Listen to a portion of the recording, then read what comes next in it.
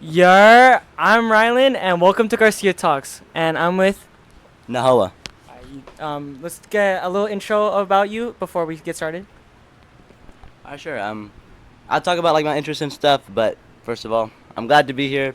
I'm excited that you're doing this thing. We've been talking about it for a little bit. So yeah, I'm glad to answer your question. Uh, like some of my interests, or if I think about kind of who I am, I like the most important things aren't even really related to me. It's more, or not, they're related to me literally, but not in me, like my family, right? My family is kind of the reason I do whatever I do. They've sort of formed who I am.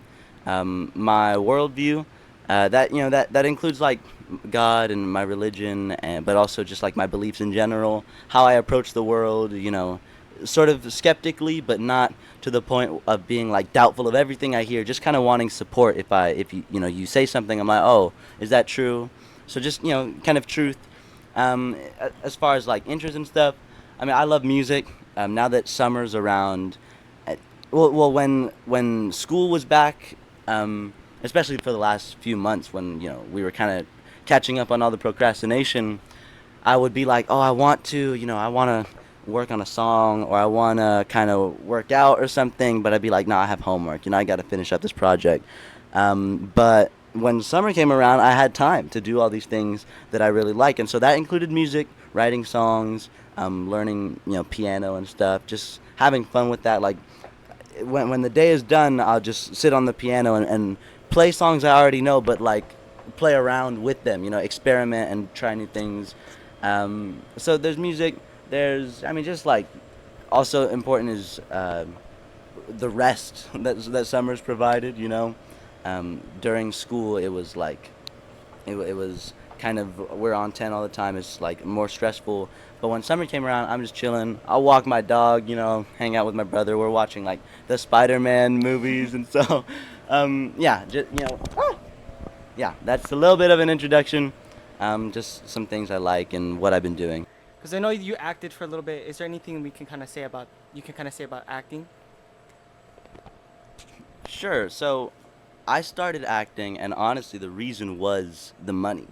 It's not because I was passionate about acting. It was like I wanted to try it out, and certain gigs like they pay you pretty good for just a little bit amount for a little bit of time.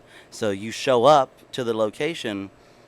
Because they saw your profile, on my profile it was like ethnically ambiguous young child, because with the lighting they could make me whatever race Yeah. they wanted, kind of. So they would call us or call me, and then I'd go to the location. They'd pay me a few $100s for a few hours of work. So I'm like, I rock with this, because the music doesn't pay as well as the acting does. Um, but I didn't really enjoy it for what it was. So on my way to my last like Darman video in the car, I thought, man, I don't want to be doing this anymore. And I told my dad that, and I'm grateful to him because when I would express like, oh, I'm excited, I want to pursue this, he'd be like, all right, I'll back you up. And when he's invested in it, and I say, man, I can't do this anymore. Like it's not good for my mental health. He'd be like, all right, we spent time on this, but if you don't want to do it, I'm not gonna force you. And so he'll like be open to that. So when I told him I don't want to act anymore, he was like, all right. I mean, we're here. We drove to downtown LA. Let's do this last one, and then no more after that. So that was kind of the beginning and ending of the very brief acting thing. But then for drama at school, we both joined the same year, same semester, and again, well, not again. I joined for VAPA, right? I need visual and performing arts credits. I need to graduate. I don't want to be doing the other stuff, so I'm like, I'll do theater. I know, some of my closest friends are there. And then I saw you there, right? Now, we had been friends before we Yeah. joined drama, but only kind of, We weren't close. Exactly. Yeah, we weren't close.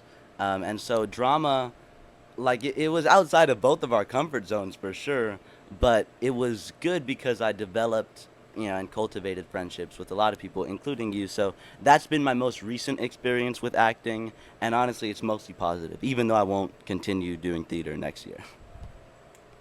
Speaking of your acting, I actually have something for you. Oh no. Um, for those who don't know, this is Nahoa's life headshot from the latest play that he did, Adam's Family. Is there anything you want to say about this? This is like some Nardwar stuff. I hate this picture. If you look at this picture, don't look at the picture, bro. I hate Screenshot like it. how Screenshot it it. looks. Now I'm not super embarrassed of it because it's like, I don't really care. But at the same time, it's not a good picture. And then like if you read it, it's like it's just I'm yapping. I did that at 11, at night one time. So that's what I have to say. Also, reward for finding me is $1. I'm sure I'm worth more than $1. At least like enough to buy something that fit bites. Yeah. Hope you know this was hanging on my bedroom wall. Wait, your bedroom? You got like a shrine for me? I mean, it's just one picture for now. Um, but I feel like going back to like getting really kind of like more serious. Um, before you talked about like you're kind of strong on your beliefs. So is there any way like you would describe where you're at like right now in 3 words? Mm, 3 words. All right, I'm gonna think about this If not, I can. for, first. Oh yeah, go ahead. Oh shoot, wait, I didn't think you'd say that. In 3 words, I would say, um, incomplete. Just because I feel like there's still so much to more to like my life. I'm not saying that like to be like emo or something. No. I'm saying that because like there's so much still want to do, and still so much I want to get into. I would say I have a lot of passion just to like I feel like I have a lot of like drive to do stuff. Even though I may not do it fully like to my best like kind of extent, but I feel like I still have passion to like go forward with things. And then I'd say confident. I think I'm decently confident, but I feel like I'm also somewhat down to like earth. I don't know if you already thought of yours, unless you want me to keep yapping. No, that what? So, are those words for? Like, what do those words describe? Just you and your personality in general, or specifically like your worldview? Like, what was that for?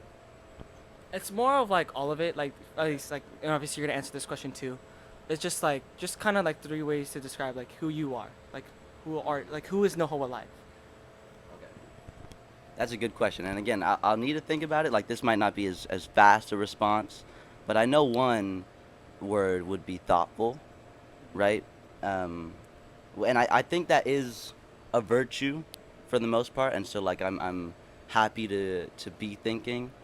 Um, and I think all the time, like, a lot of my friends know that when I see something, even if, we're learning something in class, I'll be like, man, that didn't happen, and but then I don't just dismiss it. I'll go home and like try to figure out what was going on.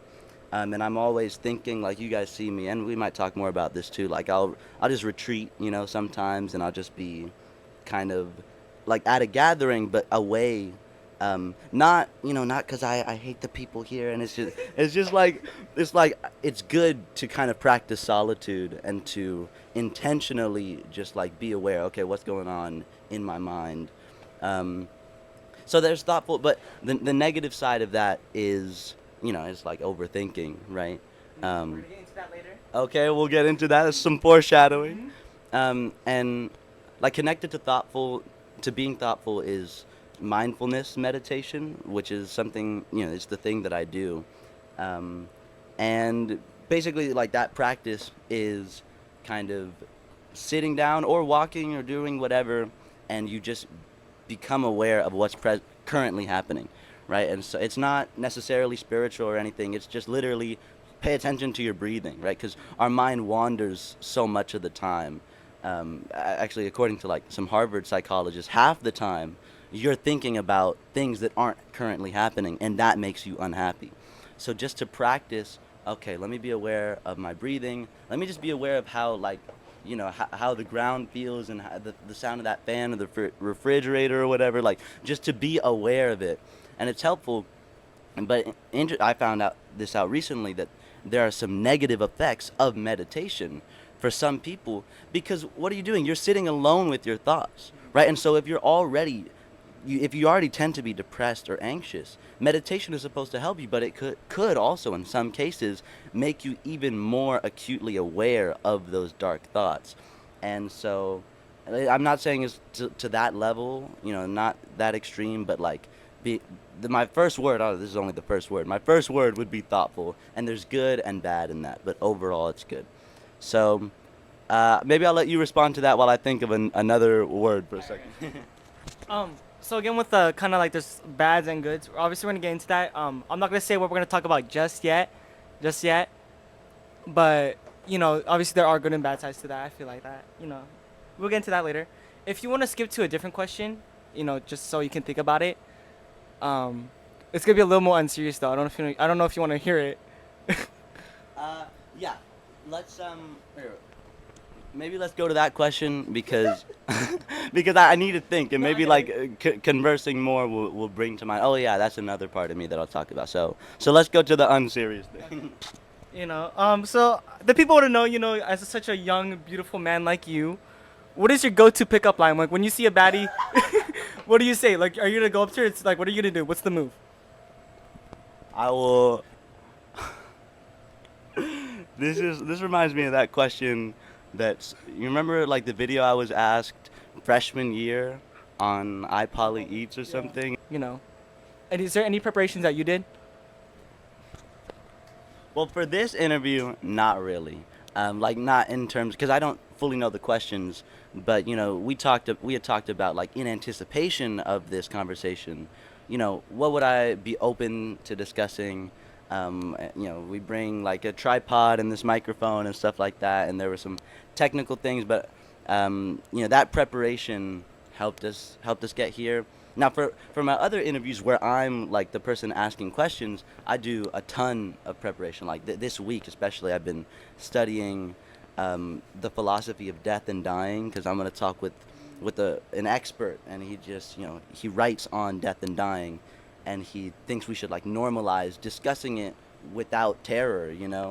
Anyways, like when I'm kind of in your shoes, I'm doing a lot of preparation, and that's good, because a lot of this is impromptu, but to avoid as much awkwardness as possible, you want to have some questions prepared. You want to kind of know what you're talking about, because when you're prepared, it's easier to be confident. So, kudos to you, bro.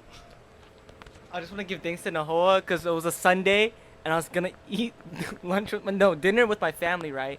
And then Nahoa hits me up. He's like, "Hey, is there any questions that I should like? Can I at least like know like what's gonna go on prior to this?" And I was like, "Oh yeah." So I went on my notes app and I put Nahoa like things to talk about, and the number one first thing I put booty fart and just sent it to him. And I said, "Yeah, this is what I'm gonna say to you. Like, make sure you're locked in. You're prepared for this." And then I was like, okay, on a serious note, I low-key don't know. So like, and then I made some like made up reason being like, um, no, because I want you to at least like, I want everything like to be like a genuine reaction. So like, everything should be a surprise to you. And then I was like, okay, no, this is messed up. Like, I just making an excuse that I'm not prepared.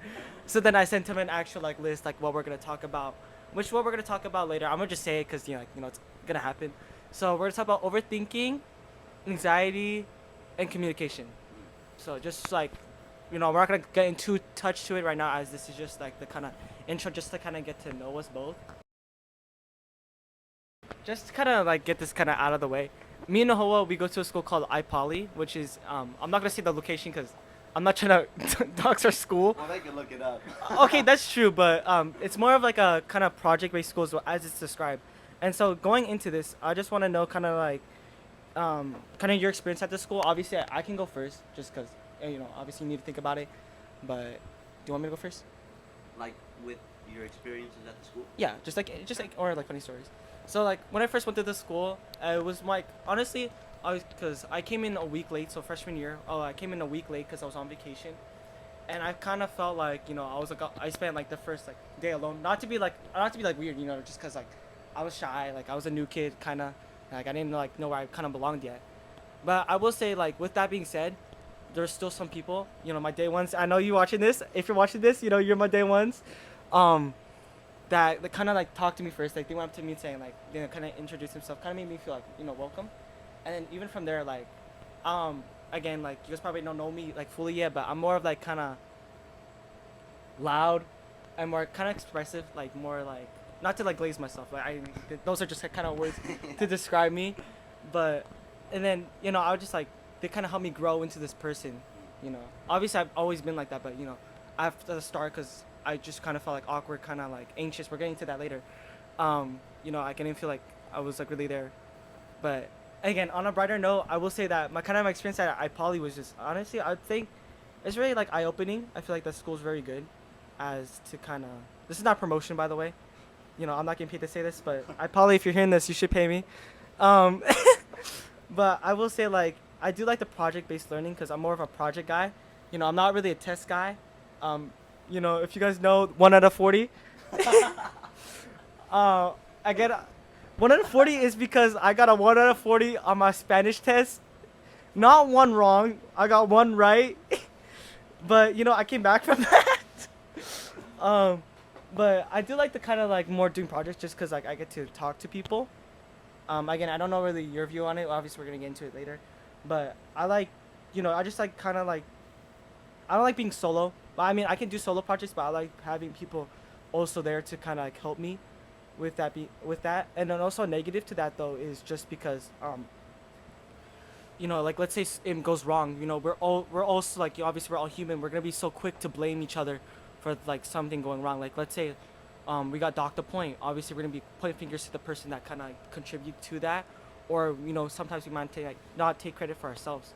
So another thing with that being said, it's also good to be in a project group with like I want to say like your closest friends, but like at least people that you're kind of cool with. Not because like let's say like I'm gonna be honest, if me and Nahoa were in a project group and something went wrong, like obviously like I'm gonna be like bro and like come on like if we get like I'd say like a C, I'd be like okay like what the freak like we should have like locked in more, we could have done better. And sometimes it might make like kind of discourse between each other, but I feel like that's where communication comes in. We'll talk about that later, but is there when you want to take this away? That's cool. So maybe like as kind of background, because you started that kind of explanation with how you were introduced to iPoly and like your first week experience. So I'll do that too, but for background, like in middle school, I was homeschooled for so sixth to eighth. My classroom was just my bedroom. I'd walk a few steps in the morning to my desk and I'd read and write. And homeschool, um, like in homeschool, I have textbooks too. I was learning like just math and I was doing advanced grammar and I was kind of doing all the things you would normally do, but of course, with less socialization. And so I would go to like this enrichment club, and I would see other homeschooled kids, and we'd learn and just like hang out. Um, but it wasn't nearly as many people that I was sharing experiences with as in a normal middle school. But I'm grateful for homeschool because one, I got closer with my mom. Like she was my teacher, and I would spend more time with her. Um, and because I am naturally an independent learner, right? So you were talking about like how you don't like to be solo, and like group situations are where you thrive. I enjoy group projects, but I would be just as fine, if not better, in terms of my own education if I'm sort of by myself. Um, and I don't know, that's just like the way I kind of normally am. So that's the context. And then I came to iPoly, which is a public school, but it was sort of easy to transition because it's more people than like just me, but it's also not a typical high school with 4,000 kids. It's just a few hundred, and so it's like okay, now I'm seeing a lot of people, but it's not a ton, and also it's not like I was ever really awkward, as in like socially awkward. The first few weeks of school, everyone's a little awkward, but it's like I'm able to communicate with people, and my first house or like at iPoly, the house is just the homeroom. At my first house, it was very welcoming, and we were like a little, as close, like we were just a little family of friends. And it was inviting, and I got, some of my best friends even now were in that original house. And then since then, I mean, we've changed homerooms, we've done plenty of projects, and so much stress has come from those projects, especially the last few months, because everyone procrastinates. Um, and it's not like we didn't know what was happening a lot of the times. Like we know months in advance, but then we think, oh, that's so far off that we wait till the last 2 weeks, and then we're trying to juggle so many things. But so all that to say, there's been stress at for for high school experience, but I'm not gonna like I'm just observing that. I'm not complaining about that because it's high school. It's automatically gonna be stressful, and it's just life in general. It's not like when before high school, like in middle school, I was all good, and then after high school, I'll be all good. It's like those are expected, but what's good is that because it's project based, I'm able to engage with people better. My conflict resolution is better, partly because I don't. Oh, I guess like an interesting thing is a good element of conflict resolution sometimes is just not needing to resolve the conflict. Like sometimes you just let it go. Even if there's a problem, like how badly do you need to have a perfect solution? What if it's just like, you know what? All right, bro. Like, oh, you see that? I just thought of that right now. So, Okay. so you're able to let go of things better because sometimes you have to when you're dealing with maybe stubborn people in a group, right? And for the most part, like I've had, actually in general, I've had really good groups, like and so I'm I don't think you've had good groups No, the whole I time. had some pretty good Yeah, groups. yeah. Yeah, my first semester one, freshman year was good. Second semester was good. Third one was good. Last one was good. I can't say if it was bad or else it wasn't about me.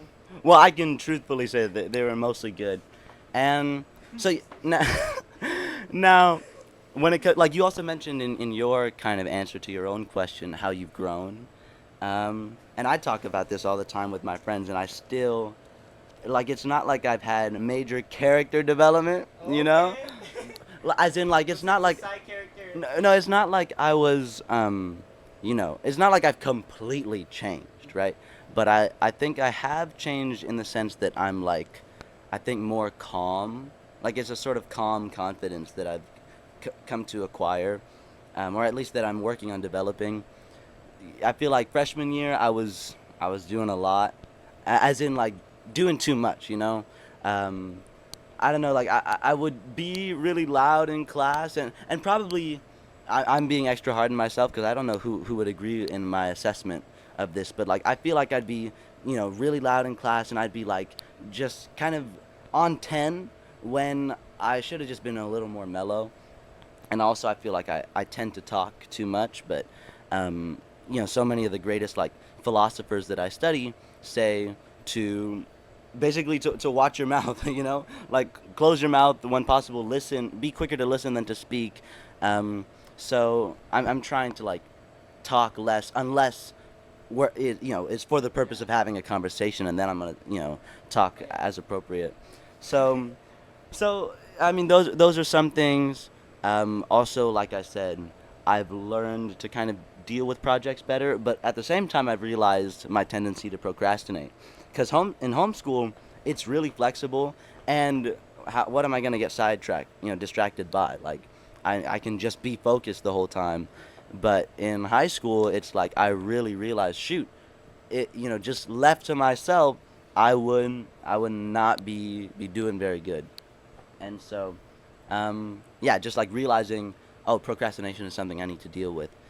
Um, yeah, that's kind of been a rambling response, but it's better than just school experience is Yeah. good. I So had a fun experience. it was fun, and it is fun. Like the the best parts of school are almost never like the final presentation, or the homework.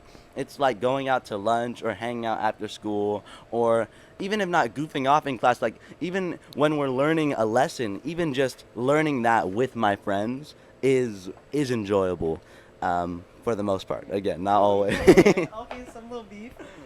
No, but for those that don't know, like again, houses, like he explained, are kind of classes, but not like a regular traditional high school where you kind of switch people. It's always you're gonna be in one house, you're gonna have the same people, and then it's like that all year.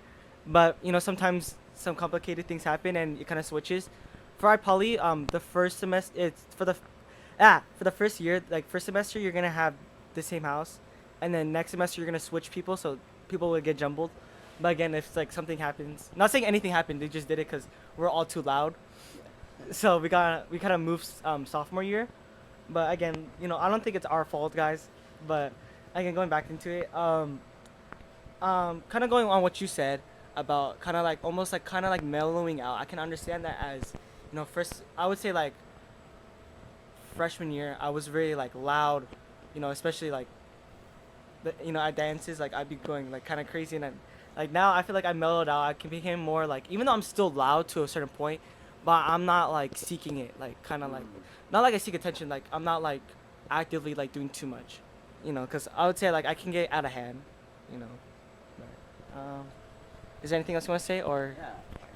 I mean, you know, my like our friends and I have noticed and appreciated that you like we can goof off with you, but also especially after school, um, we can like have a serious conversation. And you say you can dominate a conversation, and I can see how that happens, but like in general, when you're conversing with other communicative people, it's just a good conversation. Like right now, you're hosting this discussion well, um, but it's also but it's also like we've had basically these kinds of conversations before. It's just that now, like we have a green screen behind us and these big And we're actually lights. recording. Yeah, like we're recording it, and we're doing what pretty much every friend group says at some point, like, "Yo, we should start a podcast," Yeah. and you're doing that. So, yeah, you were talking about mellowing out. Another thing is that this is probably the biggest thing, is that is like how much I've developed friendships, right? Because you think in elementary school, I mean, I know some people still, but like most of those friendships haven't been sustained throughout my life. And then in middle school, I have one friend from like that enrichment program, and you're not really around anyone.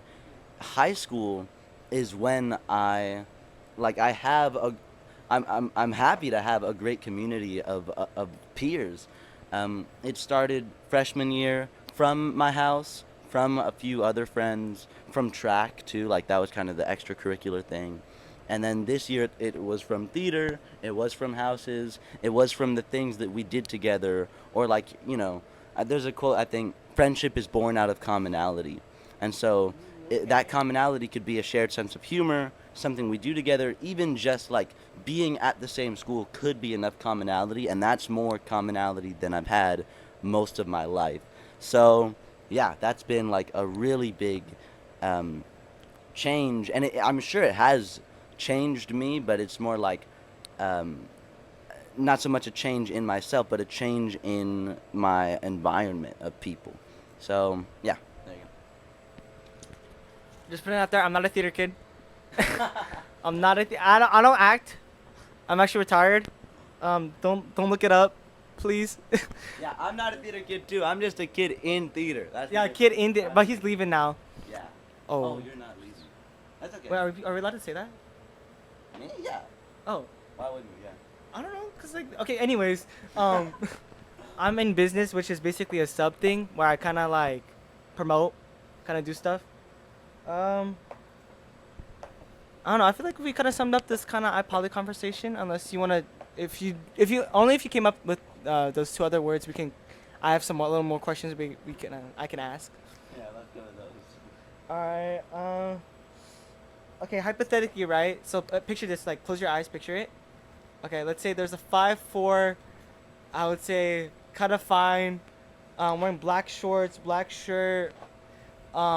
Really beautiful, kind Asian in front of you, right? And you wanted to say something. What would you say? So open your eyes. What would you say? Pretend I'm that person I just described. Oh, I forgot. They also have a middle part. You're doing like the minions thing. What do you mean? Give me this.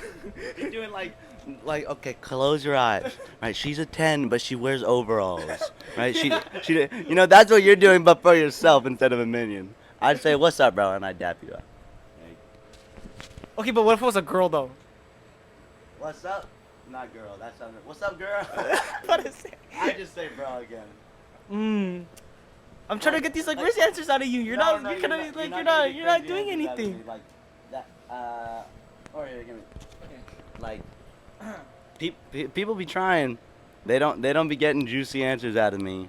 Mostly because there's no juice to give, and that sounds weird saying that, but there's no juice to give. Yeah, like I and How much do I want to say? How about the?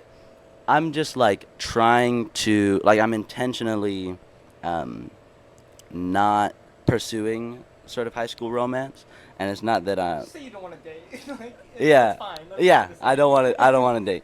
date. Um, yeah, I'll just say that. But like the way I try to move forward in light of that kind of decision is just trying to treat everyone the same way, which is like isn't completely true because people are different, right? So I'm gonna interact with this person a little bit differently than that person, but yeah, to kind of give like a serious commentary on that very unserious question. There you go. I think with another question, I think this is just kind of get to know you more. Is there like any like party trick that you can do?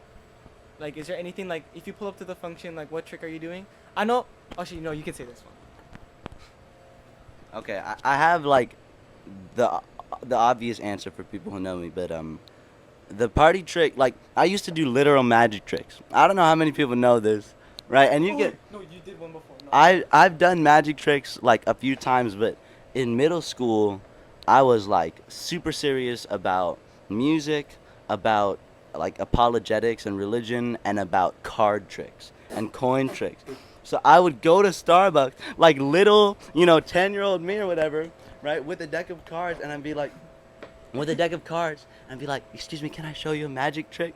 And they'd be like, "Sure, little kid," right? And then I'll blow their minds, but not really. And I used to do that, and I still have a few of them, a few tricks up my sleeve, if you will. But the actual party trick is like, a backflip, right? Um, I like at dances, and I want to be tired of it because like, oh, it's a gimmick, but at the same time, it's fun. Like you've seen the meme where it's if I could backflip, that'd be my response to every question. So many people have sent me that, and it's true to a degree. It's like some people have thought I'm prideful because I'll do these flips, and I'm aware of that, and I've been doing it less, like in public. But at the same time, as I'm not trying to do a flip to impress anybody, I do it less when people are around because I'm aware of how it's perceived. If there was no one at school, you see the benches, bro? Like, I see trees, walls, benches, and tables as opportunities to do flips? So, like, anyways, I do it less now, but if I had a party trick, it would be, yeah, like backflipping and stuff. Okay, continue with your answer. Like I think you already know this. I think we already talked about this before. But I actually did not like Nahoa live freshman year. I again like that could because I'm gonna be honest. Like freshman year, I was like from how I see it now is I didn't really like myself, you know, and then obviously that's something I dealt with. Obviously I'm fine now, but I exactly how you kind of worded it. I thought you just like kind of like almost like for yourself. Obviously I was too. I'm gonna be honest, but I was like, bro, Nahoa was like this and that, and then I actually met you. I was like, damn, he's actually like a cool person. I can't believe like I thought about all this, and then I think I told him this like not even like that long ago.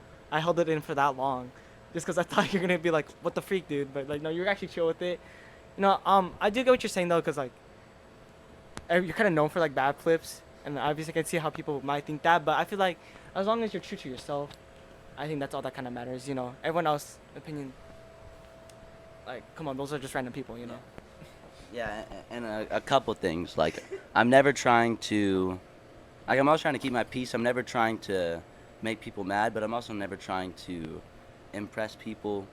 And, I mean, like, parkour I don't think I've ever talked about, like, this as much in depth, but the flips have a lot of personal significance to me because my, my cousin, who's been, like, one of my best friends all my life, he taught me how to flip, and like so when I would go over to his house, like so many of my best memories are with him at his house, at a trampoline park, at a park, right? Like, I do interviews on my channel now. I used to make music videos on the channel, but the first videos were parkour videos with my cousin, and it's just like if people find my old videos that are like me with a really squeaky high voice and doing the hey guys make sure to subscribe and like at the end, like I feel like it should be embarrassing, but it's not embarrassing because those were some of the best times of my life. So like why be like people found skits that I posted online from years ago with my brother.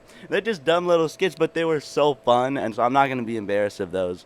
um and I, yeah, I mean, I was sort of surprised that you didn't like me when I found out. But again, I don't really care.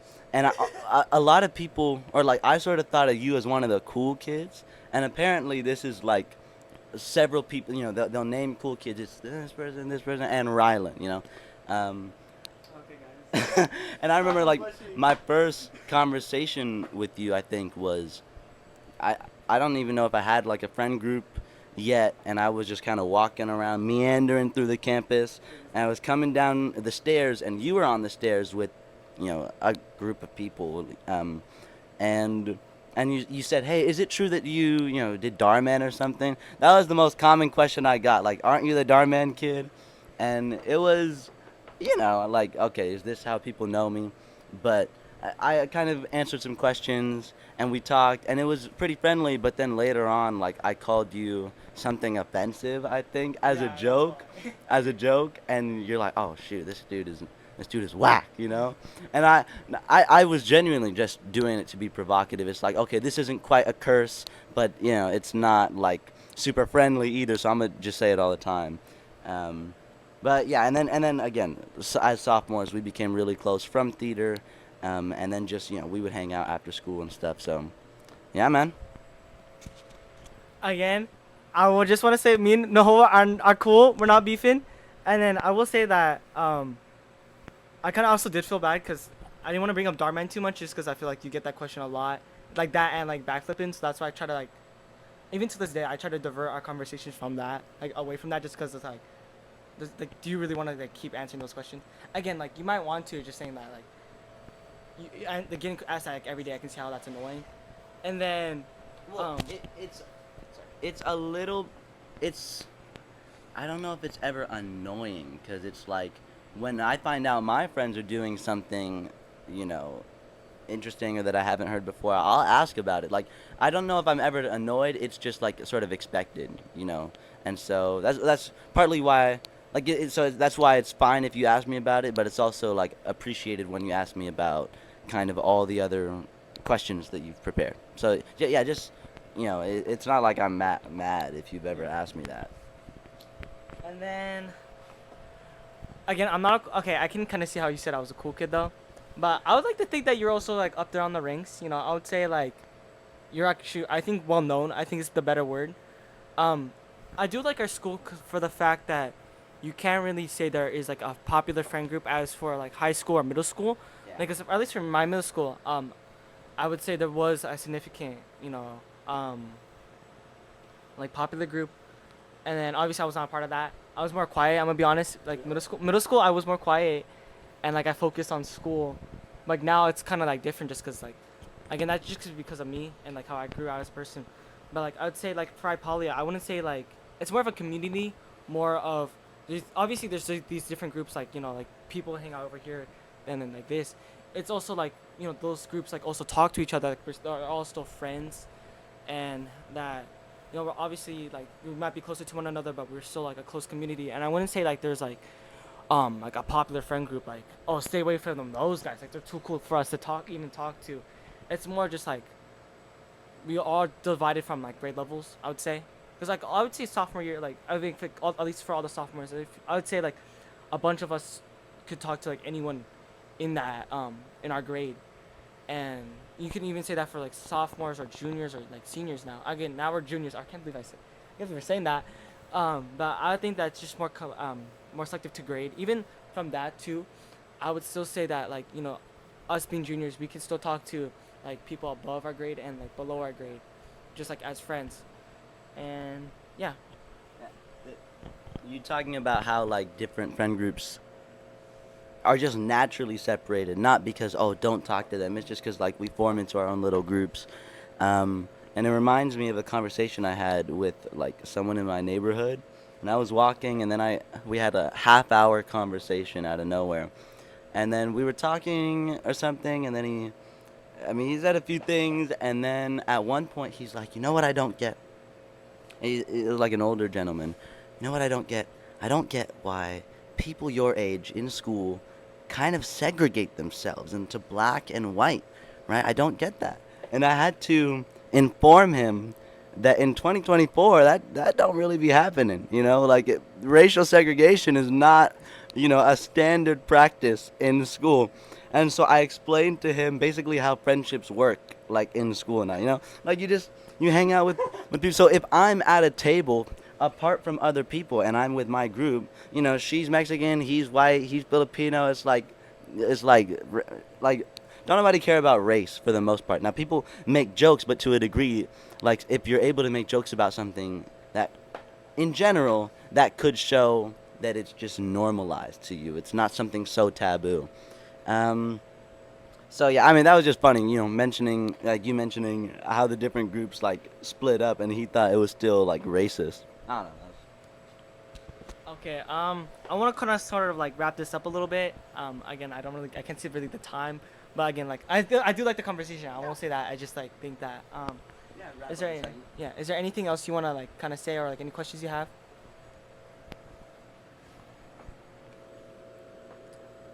Let me think for a second.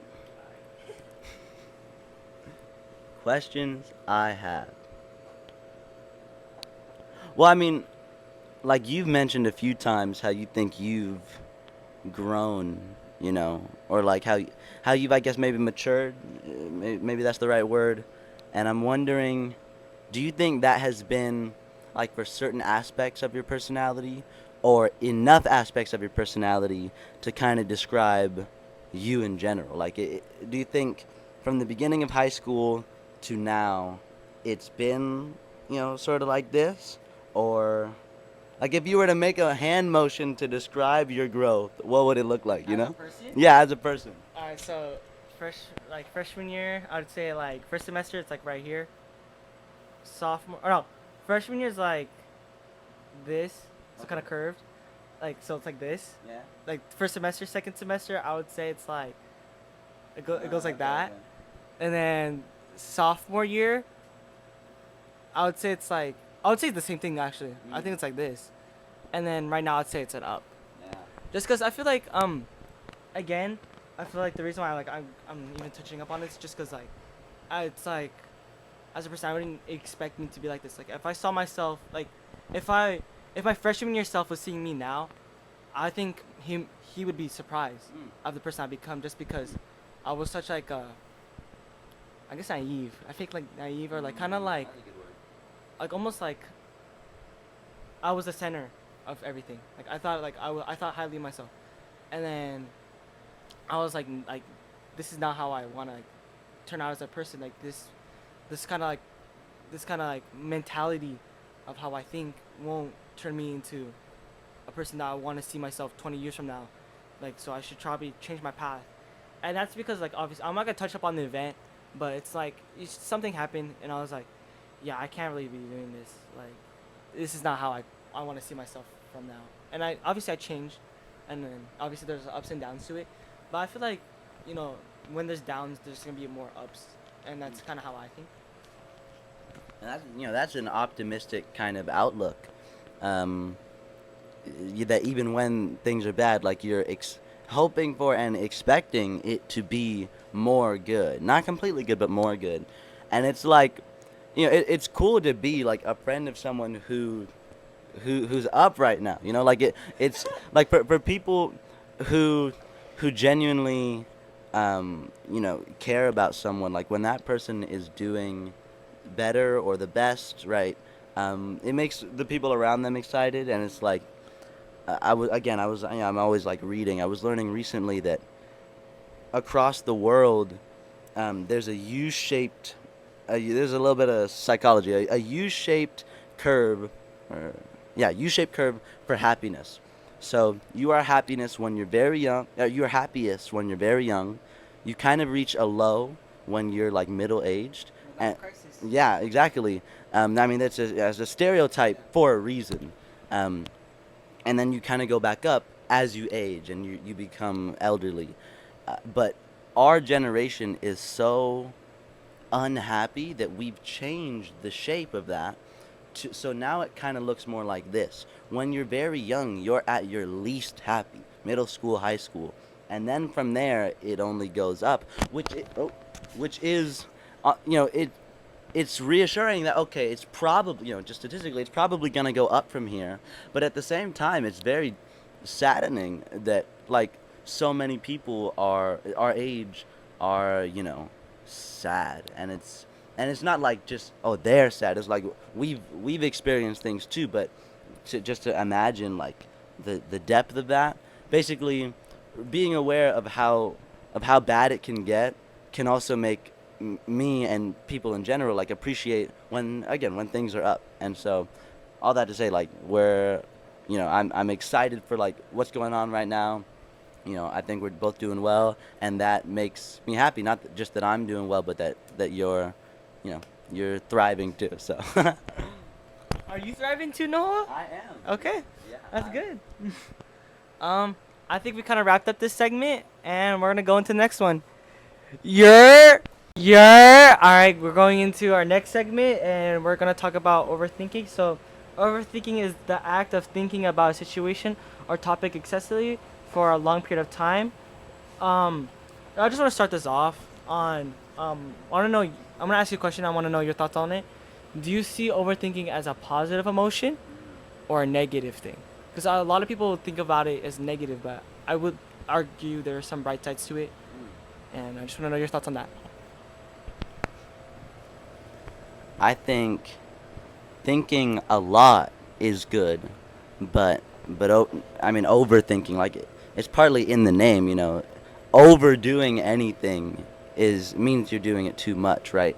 Um, so the problem with overthinking is that you dwell either on the past or the future too much, because like one form of overthinking in myself, and I assume like this is I'm not assume, I know for sure this is a common experience where you replay a conversation or you replay experiences and you just like thinking about it over and over. That's overthinking, and I don't think that's healthy. It is healthy to maybe at the end of the day you think about everything, you reflect on it, you maybe make judgments, okay, that was good, I could have done that better, and then you let it go, and that's it, and then you sleep soundly. But overthinking, if it's to the point where it's difficult to sleep because you're just thinking about that or what you're going to say to him and her tomorrow, or like that, just it doesn't bring joy. So if that's what we mean by overthinking, then I think that is a negative. But maybe you have a different definition, or maybe you think like there's value in that. So I'm curious to hear what you think. Again, I argue that it is also negative, but I will say that I think again overthinking and overdoing something is obviously bad, but I think with that is a lot of people would say that when they overthink, they think of like all the possibilities, like this and like what would happen if I did this, and then their outcomes to that. Again, it could be positive and negative. I feel like when you overthink, you could also overthink positively, as like let's say I'm taking a test, and I'm thinking about the test like afterwards, like okay, I know I did good. I probably got like an A, All right. but then an outcome of that could be I did bad. Mm. I failed, and I kind of like you can almost say that I set myself up for failure. But even with that, that's also again with confidence. But again, overthinking negatively can also be just because, okay, so I'm gonna talk to this person. I'm gonna say this and this and this, but like okay, I'm gonna just do it. But like, it's probably gonna be a negative outcome, and let's say it's a positive outcome. You did all that negative thinking. Just for what? For a positive outcome. Like, you know. Yeah, I mean, to a degree, overthinking could be like preparation. You know, I guess, like the way you described it, overthinking, you're thinking about all the possibilities. So it sounds like overthinking encourages imagination. You're considering, well, I could do that, but if I end up doing this instead, it causes you to be very prepared, very cautious, and so it's I feel like it starts off good. It's good in principle, and again, thinking hard, thinking a lot, thinking deeply, critically, openly, that's virtuous. But when you put the over in front of the thinking, you're doing it too much. And from like what I know about overthinking, like kind of just in my head, and from what I know in experience, overthinking is it just like reduces quality of life. It's not the worst thing in the world, but it can make you consider the worst things in the world. So yeah. Um, just want to know because I feel like everyone, as like again as humans, we all overthink about situations, is there any way that you kind of stop overthinking? Like, again, I know you touched up on meditation. But I want to know if there's like any other practices, or if you want to touch up on meditation again. Yeah, so maybe I can like give a full description without rambling, just a full description of mindfulness meditation, and then talk about a few other ways to approach overthinking. So I think I've already described it a little bit, but just to kind of maybe give you a rundown of like what happens. I'll sit somewhere outside or inside. Uh, you don't even need to close your eyes, but I I focus on breathing, right? Because we be breathing like involuntarily, very shallow breaths, and just like, getting air into the lungs and being aware of that. And it's difficult, like way more difficult than you'd expect to sit for 10 minutes and just try to focus on your breathing because you're inevitably going to think about what you got to do after this 10 minutes. You're going to think, right? And that's expected. That's part of the process. You catch it and then you center yourself again. So part of that process is like don't beat yourself up when you do overthink because it's just so natural. And then I like try to become aware of the sensations I'm feeling, like how my shirt feels. It might feel, it's kind of weird to describe it, but like literally being aware of how my shirt feels on my body, how the hat feels. Just like kind of being in tune, so that you don't let your mind wander. That's one big way. Another way is maybe what you mentioned, about like not necessarily distracting yourself, but centering yourself on a hobby or a passion, right? Like if I'm thinking of a lot of things, I might go outside, and play basketball, just like hoop for a little bit, or I'll play music, because music, when you feel it, and especially when you listen to the lyrics, it gives you something to focus on. So yeah, meditation, and then um, kind of forcing yourself to enjoy a single thing, those could be really helpful. Maybe what about you? Because I'm sure that, you've dealt with some overthinking. So like, what do you do when those thoughts cross your mind? Well, okay. Usually, what I first did, or like one way I did it was, I turned off all the lights in my room, and then I just put on my headphones and just sit there. Cause I feel like when you're, when you see everything, like let's say you're sitting in your room, and you just see everything, like you're gonna be focusing on that. But, I think when you're overthinking, you should just center yourself. You should find, a middle ground and just figure out, okay, what is going on? Why is this happening to me? How can I fix this and that? And then another way is like what kind of what you kind of mentioned was doing a hobby, and again you could argue like this is like a way to like kind of like distract yourself, but again I do it just because if I'm overthinking and I want to like stop, I'm doing something that I love, and if going into like same, let's say because I play basketball, right, and I listen to music. You can argue that me doing that is running away from the problem because I'm avoiding what's happening, but I do it as for setting myself up for what's gonna come, or kind of like just kind of clearing my mind and just kind of finding like peace in like with myself, and then figuring out like dealing with the problem afterwards. um if you have a comment for that, you want to say that?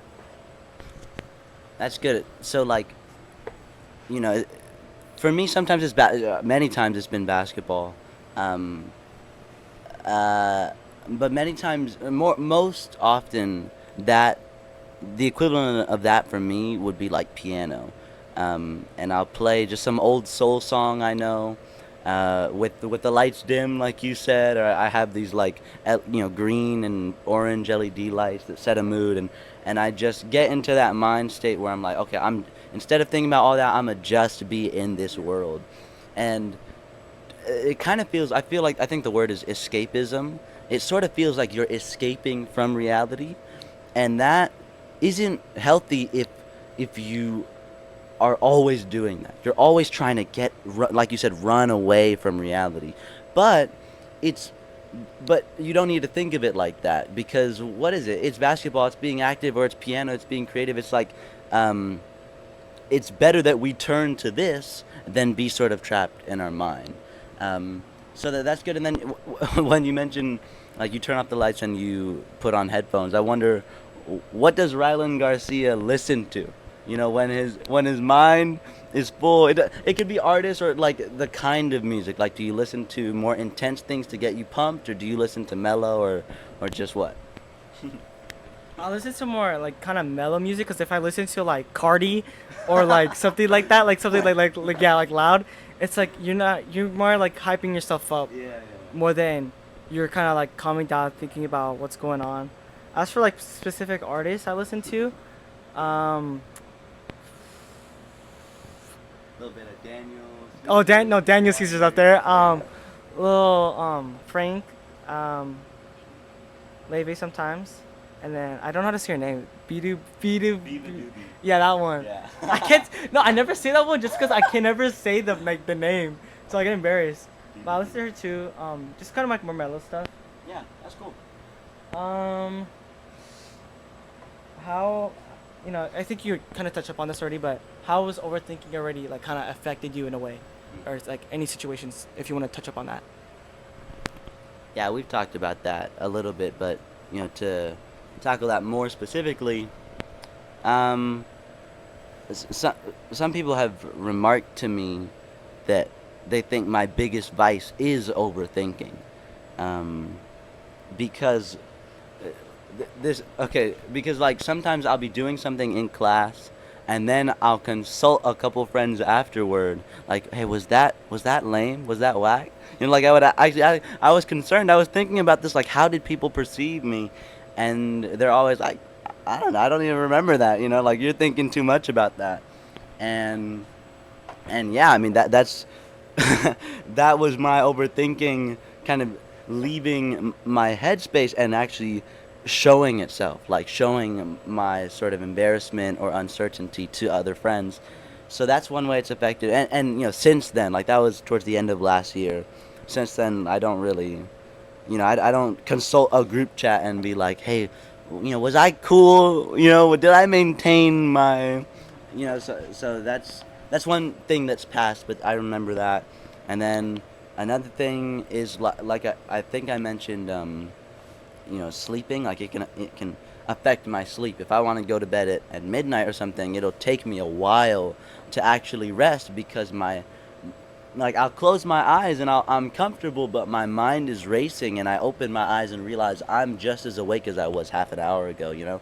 Um, Again, that's normal. It's not like these are unique problems. It's just those are some ways that overthinking can like uh, influence, but more like intrude in your life. And then you were mentioning it can be positive. It can be positive. Like sometimes I wonder if my friends were to come to my house with a camera and like look over my gate into my backyard, they'd see me either playing basketball or walking in circles. Like I'll walk in circles and think, or I'll be writing or I'm thinking, and it's it's actually enjoyable. Like you were saying, it's actually enjoyable to consider that, or I'll ask myself questions as if I'm in an interview, and then I'll answer them, and it's just kind of visualizing things.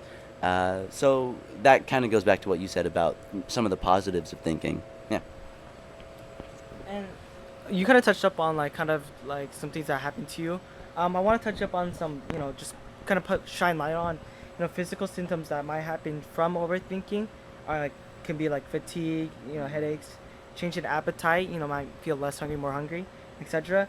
And then also overthinking can also be a symptom of depression, anxiety, panic disorders, and like PTSD of something, like something happened. Um, but shoot, what was I gonna say?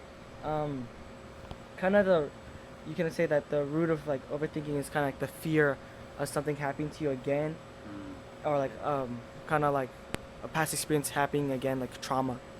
If you kind of have a comment on that. I mean, yeah, like when you overthink, it can change your mood. Um, Even I might have told you this like some time ago, but I don't really get angry easily. I'm not really bothered when things happen outside of my control because it's outside of my control. But the flip side of that is when bad things happen or even just minor mistakes happen within my control. And I mess up, I can be hard on myself for that, and I'll think about it in an otherwise happy scenario, and It just it brings me down.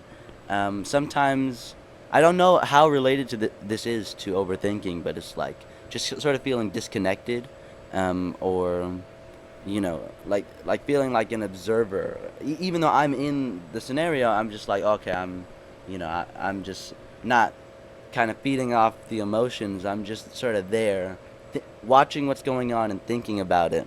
And that's not so much of a physical ailment. It's not like when I think a lot, it causes a headache. Although, I mean, that might make sense. It's just kind of how it can affect the mood. I mean, when you are in your head a lot, does that cause physical, things for you? Well, for me, like physically, I feel like I kind of relate to the change in appetite as, I will say like I don't have like sometimes I don't like eat too much or like I eat too much or too little. Why is your face like that? Anyways, no, but I'm always snacking on something. But Yeah. like sometimes, like if I'm stressed, I overeat or I undereat, and that could be like a kind of like a root of that. But I will say that when you do overthink, there's like we said, touched on, there's like ways um, you can kind of get like Center yeah, yourself. center yourself and fix. And I will say another positive. Actually, do have a source for you. Oh, okay. So from LinkedIn.com, they said overthinkers are more prone to make wise decision or become wise decision makers, and can strategize their thoughts and responses calmly to um, other people. So like, let's say like you have an experience and you're an overthinker, and an experience is happening to one of your friends. So you're gonna respond to how they respond more calmly and more That's true. wise to what like, compared to like maybe someone else like who doesn't care, and just like you might answer with like a more reasonable response. And then if you want to touch up on that, I have one more comment, and then that's about it. Yeah, that's a good point. Um, if you're overthinking, then you're thinking about all the different strategies, whether for yourself or you could help a friend, like you said. But I think that's only if you're generally stable, right? So if you're stable enough in your own self to to flood your mind with thoughts and act in wisdom afterward. Because if you're not stable, then overthinking can just sort of like crush your drive to be solution oriented. Um, so yeah, I mean, my dad texted me I think this morning about like an article he read where it says it's healthy to look in the mirror every day and tell yourself, I'm going to die. You know? Because you're reminding yourself that life is finite, right? That life is meaningful and that it's going to end at some point. So, you know, act accordingly. And I'm like, oh, that's really interesting. And that's kind of morbid, but it could be very helpful if you're stable. If reminding yourself you're going to die doesn't make you break down in tears every time. So like that could be helpful if you're stable. Overthinking can be good, like you've been arguing successfully, if you're able to handle it. Yeah, those are good points. I will say like that is like honestly kind of well said. Like if you're obviously like in a state where, you're again stable, as like you're kind of at peace with yourself, and you can kind of overthink in a good way. I actually do have something from God's word. Mm. So I did my research. I told you. Let's listen. So from Corinthians 10:5, um, I think it's Paul says this. Yeah. We demolish arguments and every precision, and set that sets itself up against the knowledge of God, and we captive captive we keep captive every thought to make it obedient to Christ. Again, I kind of messed up a little bit. I can't read, also because my handwriting's bad. But I took my notes on this. It's kind of we taking in our thoughts and we're putting it we're fighting our thoughts off, and we're putting it in a way that kind of again I'm Catholic, so we kind of put it um in a way to like kind of fight. Hold up, no, you take this a little bit if you want to say something. I Yeah, need to you really can think about process. this. That's good. He said basically keep your thoughts captive and make them obedient to Christ. Because we've been talking about, like, a lot of what we've been saying is when you deal with overthinking, it can be good because you have all these different worlds of thought in your mind, And if it becomes too much, then you almost distract yourself with something worthwhile. But what Paul is saying is something we haven't said, which is to kind of narrow your thoughts or make them obedient to the highest good, which is, Christ. Um, so that's good. Now, but then it becomes like, then the question is how. Be obedient. Okay, we want to be obedient. We want to have our minds and hearts be obedient to God. I mean, that's ideal, but how? And Paul talks about struggles. Like on the one hand, he tells the Corinthians, imitate me as I imitate Christ. Right? So he's doing well in terms of how he is, how he acts. But on the other hand, he tells the Romans that what he wants to do, he can't bring himself to do it. And what he hates, he finds himself doing that anyways. So he talks about, I mean, the Apostle Paul talks about moral conflicts he has. And on the one hand, that's just interesting from a perspective of like us looking back on it. On another, it can maybe bring us comfort that, like, again, we're not alone in this. Most of the problems we're experiencing are not unique. And it's cool to see his balance. Like, he's a human like us. He's conflicted, but he still says, okay, your goal should be to make your thoughts obedient to the Lord. And that's something, I mean, I'll be thinking about that. I'll be thinking about that a lot for sure. Okay, to kind of fill up what was gonna backing up, my thoughts on kind of, the quote is kind of, you give up all your thoughts, you give it up to the Lord, and He'll help you fight off your battles, and then you will find peace of mind through that way. Um, I mean, I feel like we're kind of wrapping this up. If there any comment you kind of want to say? Uh, I feel like, I mean, you just mentioned peace, which is, for some reason, we haven't really discussed that in a talk about overthinking. But peace is like one of the the things I want most. Like I rarely want things. More recently, I've been wanting certain clothes and stuff, but I almost never ask for specific things. I don't want much, but one thing I always want is peace, and I feel like peace is even stronger than happiness because happiness feels like it's an emotion. It's a bright, sort of bubbly, positive emotion, but emotions, and feelings are fleeting. What I want is like a recurring, sort of steady, even if not perfect, a steady state of peace. Peace, you can feel peaceful, but it's also like, even regardless of feelings, you can just be at peace, and that is, I mean, that it would be fulfilling to be at peace consistently. And overthinking, while it can help you prepare, it can kind of disrupt that. And so you mentioned like Paul saying, or your interpretation of Paul is that we give up our thoughts to God and basically ask for peace. And I mean, Jesus says that he provides peace beyond all understanding, and that's something that can make me very optimistic. Yeah. I will agree with you on that. Like how peace is, I think it's or better than, you know, um, an emotion or feeling. Because happiness again, it's this one like thing that everyone wants.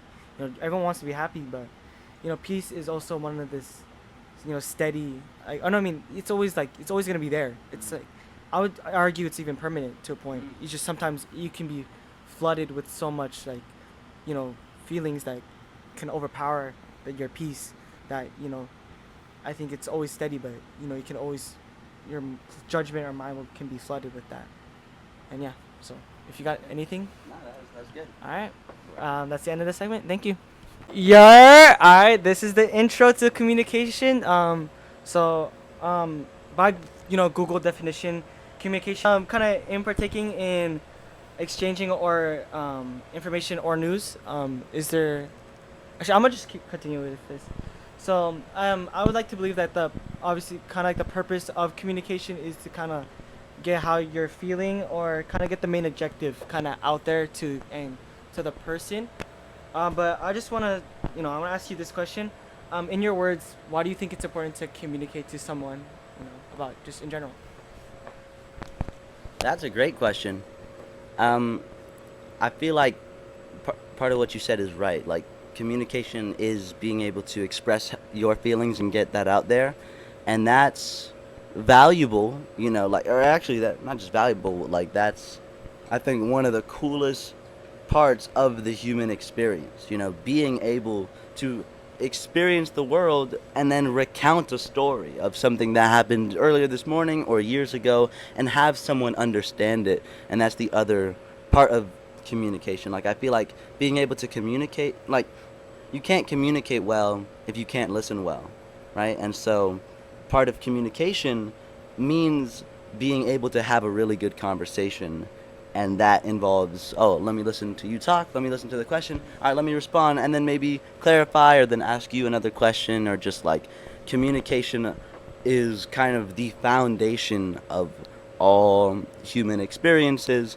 And I feel like I'm talking about it from this very grand perspective, like, as if it's this big thing, but it's just what we're doing right now. And it's how you, like, part of it is getting things right. So one path of communication is making requests, and I mean, how are we going to get anywhere in life if you can't advocate for yourself up and communicate, yo, I really want to, boom, right? And to the people who are higher up, or to people who can help you do that.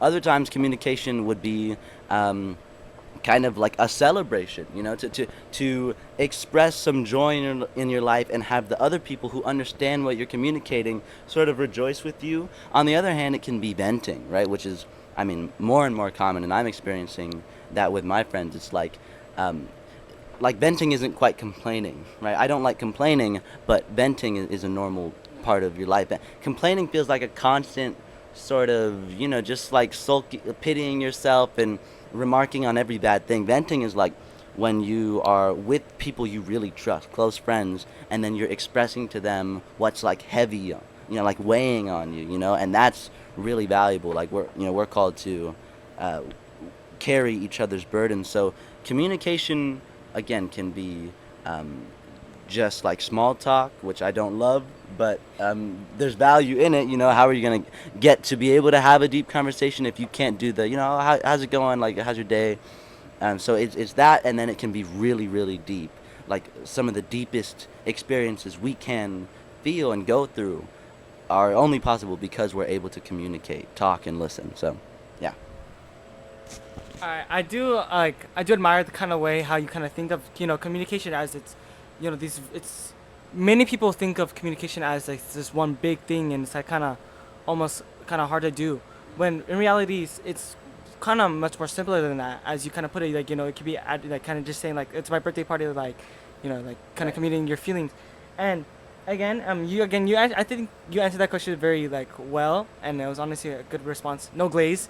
But this is again, I just wanted the reason why I actually wanted to talk about this topic, when I saw kind of the list that you put on what do we wanted to talk about, I saw communication. I was like, I want to talk about this one just because, again, as we're so young, communication gets harder and harder, and I mean, not kind of harder and harder. It kind of gets easier and easier actually, but like when we're transitioning into like a teenager, it's also almost hard to communicate, as like this kind of stereotype, as teenagers, we kind of push our parents away or kind of push other people away. We're not really communicating with them, and it kind of gets harder as you're a teen. And at least I do like the way that you kind of thought about it. Like, I like to think that um like you're kind of like these, like you're actually good at communicating, especially like how you kind of said like there's a difference between venting and complaining. Because complaining is more of like you're just saying like how you're like kind of like feeling, or like kind of like just like it's more like hateful in a way, as venting is more you're just you're advocating your feelings, and you're saying that to like another person. And it can't even like, it could just be like, it could be more than just like a friend that you're close with. It could be like a partner, someone that you like, you seek interest in, and maybe like your friend, like your like parents, just anything like that.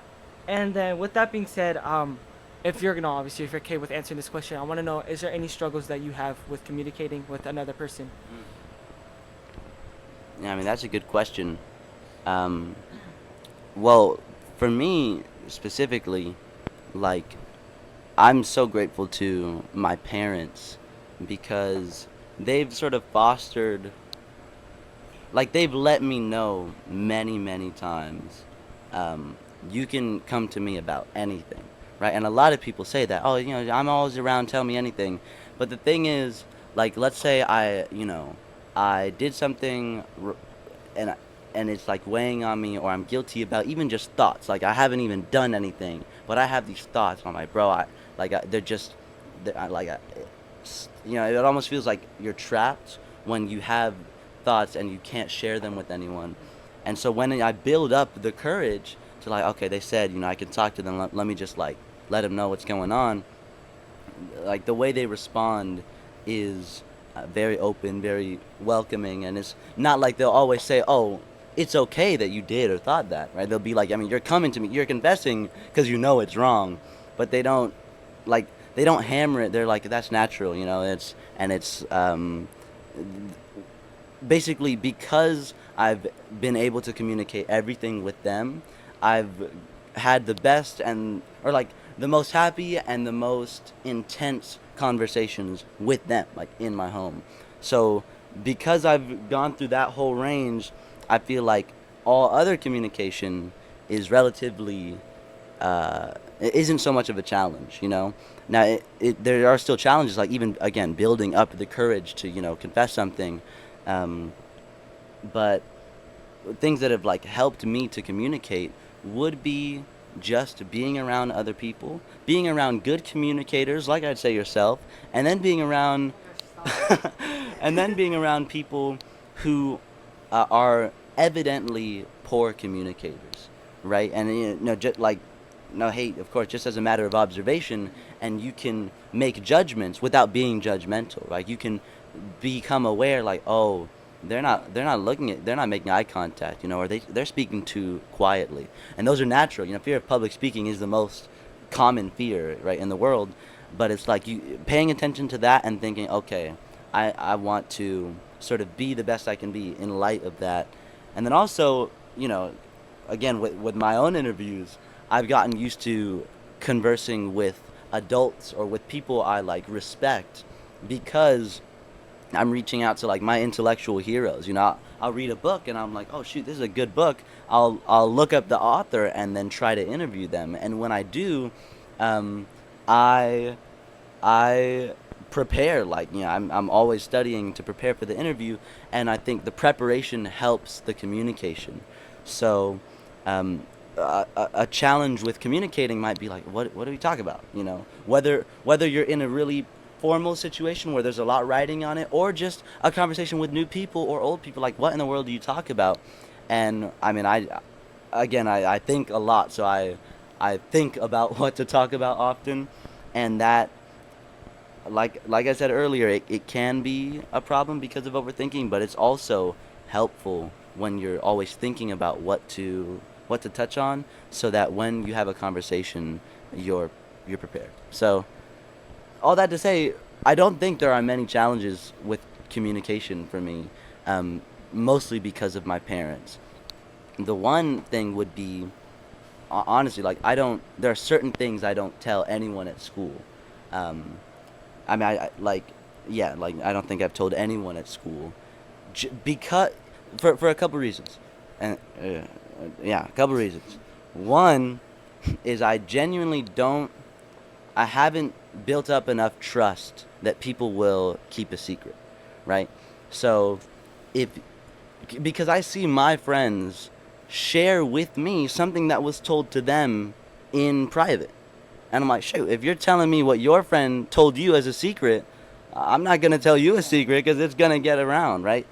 And then even when there are people who I'm like, all right, I don't think they're going to gossip. I don't think they're going to tell anyone else. If I tell them about thi- about things related to school, even if they don't tell anyone else, it could affect kind of our interactions, because it's a small school, and so every whatever when you get new information, it can affect like your relationships with different people. And so there's those are just like there are just a couple things that I don't tell anyone, and it's not necessarily a challenge. It's just like I will be really open about pretty much anything relating to me, but when it has to do with other people at the school, I don't like talk about. I don't talk about that sort of drama, with other people, and I guess that's what I'm trying to say. So, not really any challenges, just certain things I'm aware of because of my parents and because of how our small school works. Okay. Shout out to Mr. and Mrs. Nahoa Life. Helping your son be a good communicator. I think that that's obviously good. Being able to communicate at such a young age is actually I would argue is probably one of the best skills you can have growing up, just because you're so quick to convey your feelings and how you feel about other people. And then like how you said about like the school thing, you rather not talk about other people. I think that's just kind of getting away from the gossip. I wouldn't say that's like much about communicating, but again, Yeah. that is obviously I will say like that's actually a good thing to have, though, like not wanting to talk about other people, and like in like whether it's a good or bad manner. But obviously I feel like in the context you're saying it's a bad manner. So I think that's just more of like a personal thing, and I admire that. um but I will say that I guess to answer my own question, the kind of struggles is, I guess, to kind of go against what color you kind of use, not against, but like to kind of go and like flip the circle on Yeah. your way. Was I never, like, I'm gonna be honest, like, and I'm okay with saying this, like I'm not that good of a communicator. Like I wouldn't say that I'm like the best. Like I wouldn't say you, like, even if I'm like, decent, like I still think that in many ways I could still, there's still different, I could still like communicate better. It's just sometimes I can see like when people tell me like I'm too scared to tell someone this because this blank blank blank blank blank, and I can see why, because I get it. Like I come from what you're saying, and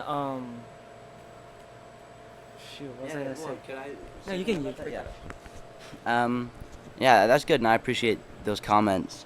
A couple things that I'm thinking of that might actually be challenges will be one, uh, like I value being concise, right? So being clear and brief, but especially when I'm like put in a situation like this where I'm sort of given free reign to just talk a lot.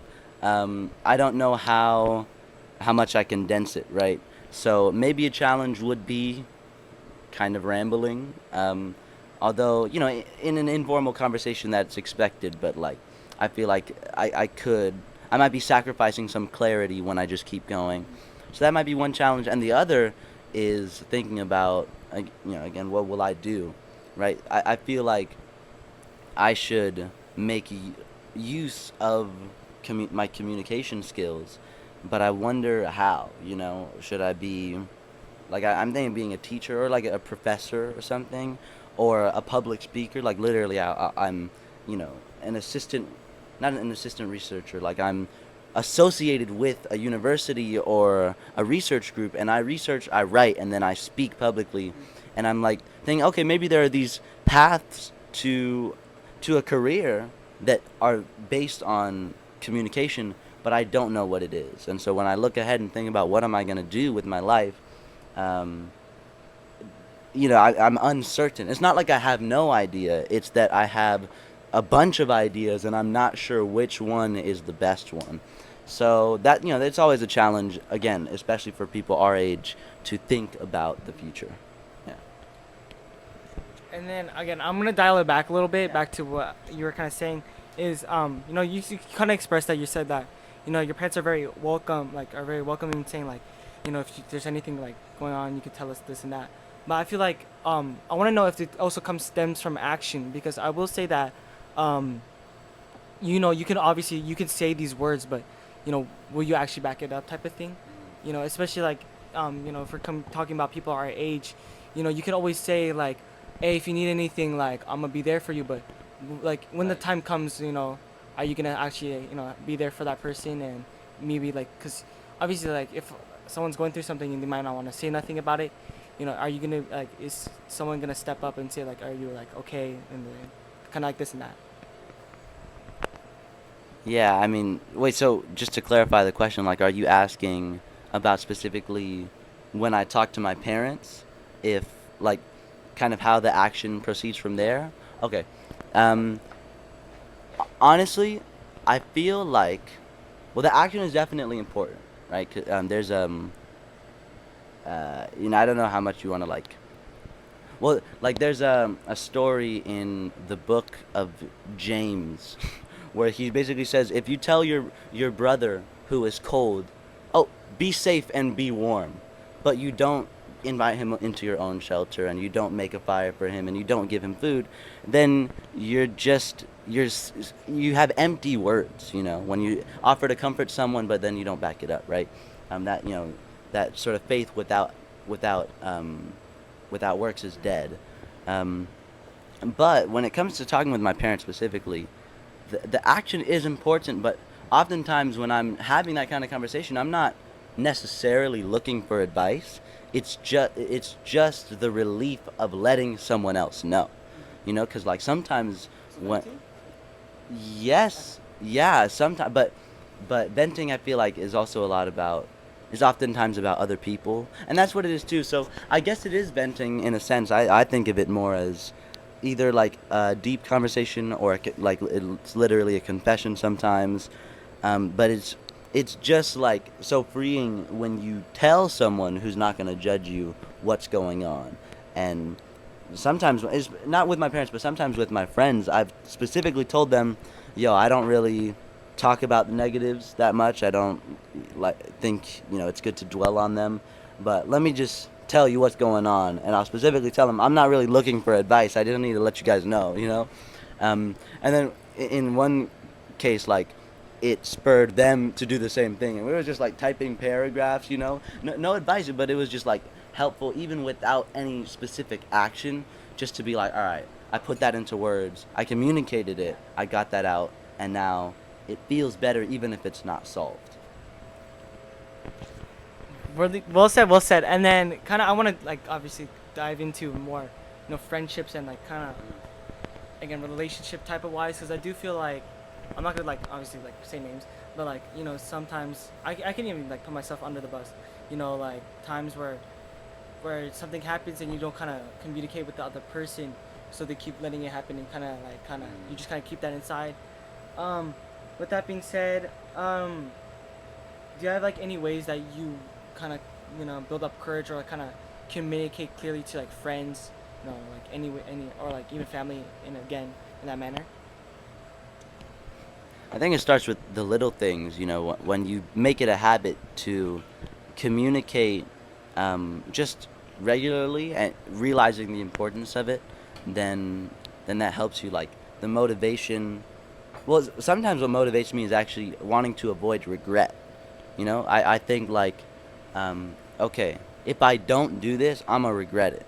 You know, whether I'll regret it right when I have the opportunity and don't do it, or whether I'll be thinking about this, for the rest of my life. Like if it's that serious.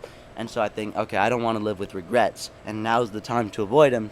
So let me just say it. Let me just, get it off. Let me, um, do that. So it's about thinking about, okay, I'll regret it if I don't communicate well. It's about developing that habit of communication, and I mean ways that build up courage to communicate. I guess it's, yeah, seeing like the importance of it.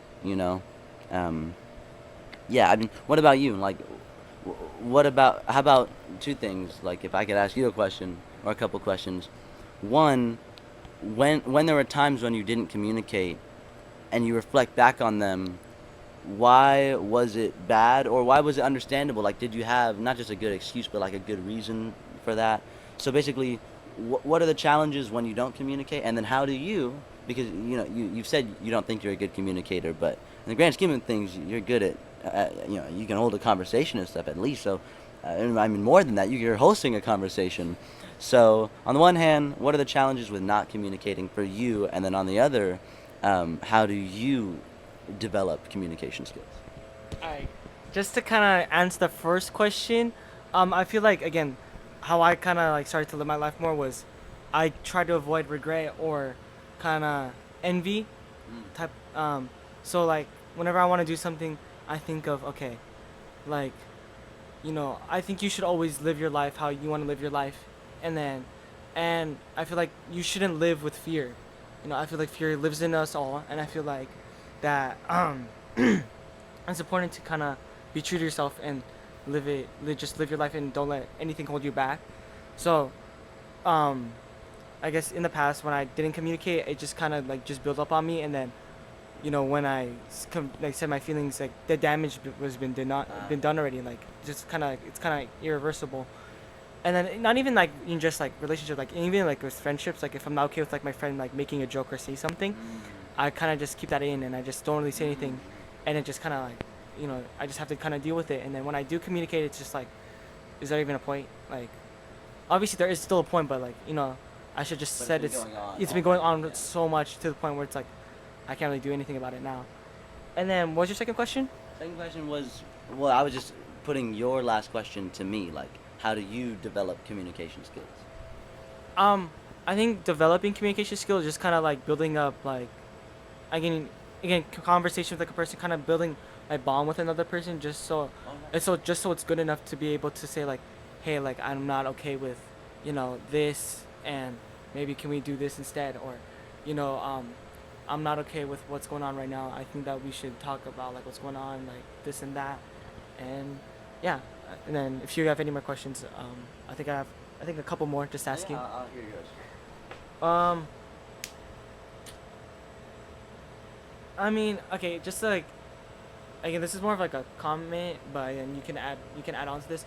I feel like communication is just more than just like how you feel. I feel like it also takes kind of being mentally being aware and being there Yeah. to even like say anything. Like even just besides like a conversation, like if we're talking about like being serious and like having a serious conversation with someone, that you have to at least be like mentally ready, like or even have like mental confidence, which is like it's basically like regular confidence, but it's like more of like for like how you are like conditionally, and it's kind of like you just have to be present in the moment and be able to like kind of say everything.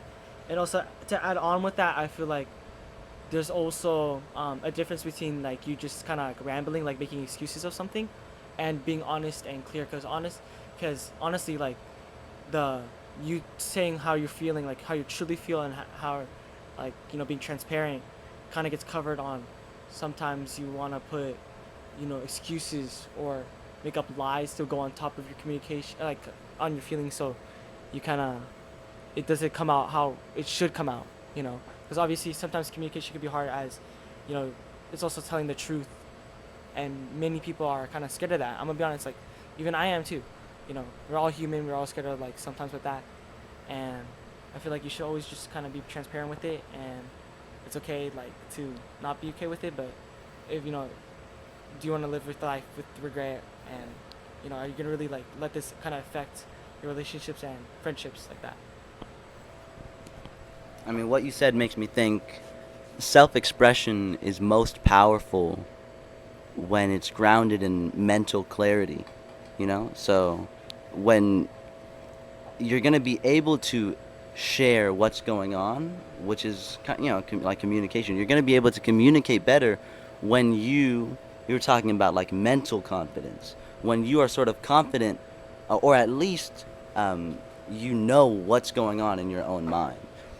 Because if you anytime you have a thought or you have a desire or something, or you have trauma or like anxiety and you suppress it, right? Then it's going to be significantly harder to communicate a bottled up emotion. So that I mean again, that's why I think like mindfulness and especially mindfulness meditation can be so helpful, because you're alone with your thoughts, and but you're not you take a non-judgmental stance, so you just kind of sit and you're thinking, all right, how do I feel right now? Like, let me just experience it, whether it's good or bad. And then when you're sort of in tune and you have mental confidence, like you're talking about, the communication um, is just more natural, because it's um, like out of the abundance of the heart, the mouth speaks. You know what's going on inside. It's easier to just share that with someone. So yeah. Um, Again, just to touch up on what I kind of last said was, I feel like if your mind is so cluttered and you need to get something out, I feel like you should, unclutter your mind. Just Hmm. think about, um, like what's going on, and then say, because again, that clutter in your mind could really like cloud up your judgment and Right. how you're gonna say what you need to be said in your, in your communication. And then from that, I think that I've kind of no more questions. So if you have any more comments and anything like that, we can just kind of wrap this up. Well, yeah, but then how do you declutter your mind. You know, like I guess okay. So this is gonna touch up on what we're gonna say later about overthinking. So, again, like how kind of what you said, like how you kind of sit down and just kind of be alone with your thoughts. I do the same thing as well. You know, sometimes that's why I believe that I'm so heavy on hobbies and like doing something that you right, love, yeah. just because it's just even like if it's like in like there's multiple people around you, you're still with you in your mind. Like let's say you're playing a sport. Like for me, I play basketball. Like I can be shooting hoops outside, listening to music, and I'm with my mind and I think about everything going on and I'm like, okay, so this is the problem. What are the solutions to the problem Mm-hmm. and how can I fix this? And then you can even do that with like anything. Like you say you're doing art, like you're drawing, you know, you're with yourself and you're with your, um, you're whatever you're drawing or painting, you're with yourself in your mind. You can think about like, what are the problems? These are the solutions, and that's why also to touch up on you said earlier about, self-expression. So it's so like important, because that's how you kind of put yourself out there in the world. Hey man, those are good insights. You know about like I think you're saying a problem with communication would be decluttering. So to kind of work on the foundation of your communication, no, no, no. A problem with communication would be the clutter in your mind. So to become a better communicator, you declutter, and the way to do that is by sort of centering yourself on things you would really care to think about, things you really enjoy, like your hobbies, sports, or art or whatever. And yeah, it's interesting that that a hobby that doesn't, because you could be playing basketball and not communicating anything, right? But that could indirectly help you to become better in a conversation just because you're more in tune with yourself. So that's an insight right there. That's cool. All right, and then I got nothing. So unless you got something, we can just kind of wrap this up. Yeah. Okay. Wrap it up. Yeah. All right, we're going into our next segment. We're gonna be talking about anxiety. So, anxiety is a feeling of worry, nervousness, or unease, typically about intimate event or upcoming event, or something with an uncertain outcome. If you want to talk about the definition, or do you want me to ask a question already? Yeah. Maybe ask the question. So how kind of how can I guess to answer this one is, how do you deal with anxiety, or how can Mm. someone, how would you give advice to someone that is dealing with anxiety? How could you help them with that? Well, number one, and I don't know how much this helps with the things you're anxious about, but it can help with the feeling itself.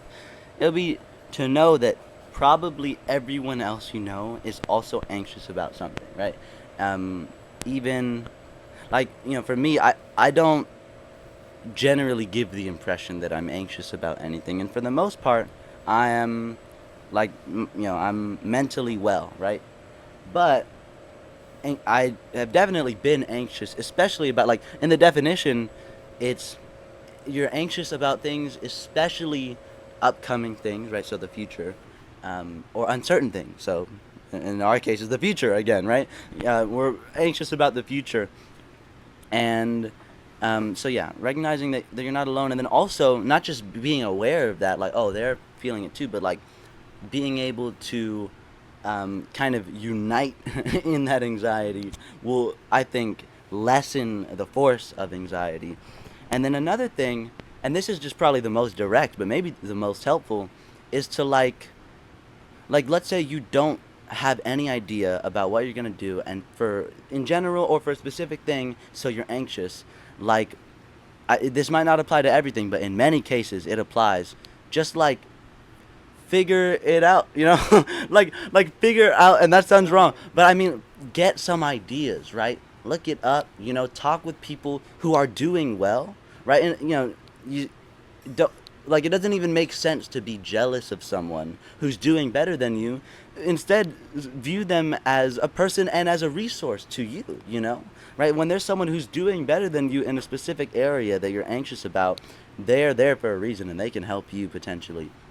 So if you don't know what you're gonna do, maybe as a career, then kind of write down your interests and then look up, careers related to right baking or whatever, and then you see, okay, maybe I'll go to that culinary school, right, and pursue this job, and that's maybe I'm rambling a little bit, but the point is recognize you're not alone, and then also be solution oriented. That's probably a nicer way of saying figure it out. Be solution oriented.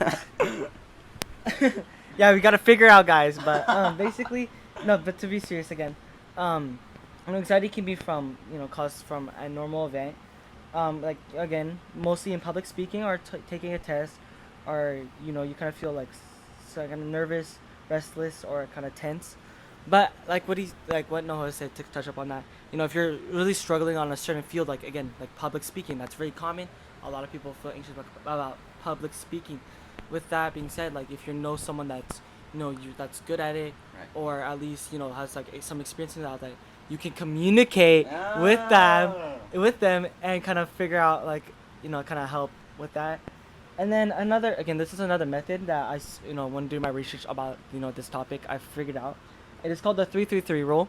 So it's identify three objects in the room, three sounds, and then move three body parts. And then again, I never really kind of tried this, but I would know whenever I feel anxious, I also practice like breathing exercises. So I go a little calm, because especially when taking tests, because again, like I said, I touched up on before, I struggle with test taking, and I don't really do good at that, but I figured out that that's also really good with me. And then the 333 rule, I guess I recommend, just because it seems like a pretty good thing to do.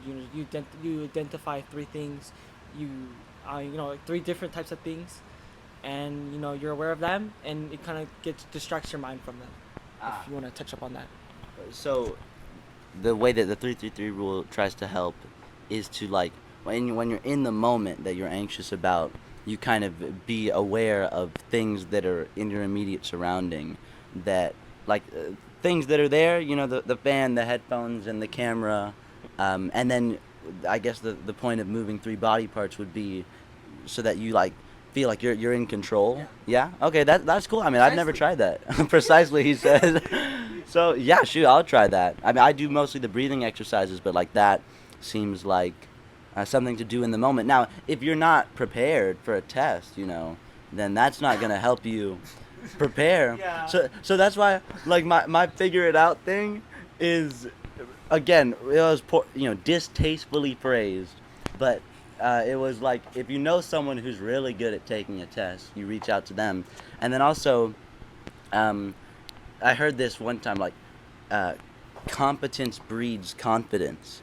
So when you're prepared and when you're able to do something, you're going to be significantly more confident and thus less anxious than if you're just kind of facing it on the day of, right? So, yeah, I mean, that could apply to a lot of things: test taking, public speaking, and then further out things about your future. Yeah. Sorry, I'm sorry, I'm not smiling. It's because the next topic I want to talk about. But shoot, what was I gonna say? Okay, so the next topic I was gonna talk about is, did you watch Inside Out 2? I did. So I want to know, because how I saw it was anxiety. Sorry for spoilers. If you guys haven't watched it, these are gonna be spoilers. So jump a little bit. I'll probably put the timestamp where we stop talking about this, and yeah. So in the movie, anxiety kind of takes over Riley's mind, and kind of bottles up the other emotions. And how I saw it was, that is honestly, I think, is a true representation of how anxiety kind of works. As anxiety kind of takes over, and it kind of makes you more nervous and kind of scared, and it takes away, you could argue like core emotions like happiness, fear, sadness. Again, it could bring up sadness again and fear, but joy and like again like anger and like other emotions, it kind of takes them away and puts anxiety up front and in control. I just want to know how you kind of, how would you kind of comment on this? Yeah. Inside Out was really cool. It's um, like there's psychological fiction, right? But when we're talking about like in books and stuff, and it's usually really detailed descriptions of what's going on in someone's head. So even if there's a really good plot, most of the words are dedicated to describing why this person is anxious, right? Or and what's cool is like Inside Out is that same premise, it's psychological fiction, but it's like so fun to watch, Yeah. you know, and it's like these bright colors, right? And um, I enjoyed it, and then the depiction of anxiety and a panic attack has been like, uh, critically praised, right, in that movie, and I mean, it got me emotional when anxiety when basically they overcame anxiety, right? And then specifically when Joy was drawn to the like mainframe or whatever, and it's like she wants to feel joy, specific. And like when I was much younger, I never had that thought like, oh, I wish I had joy right now.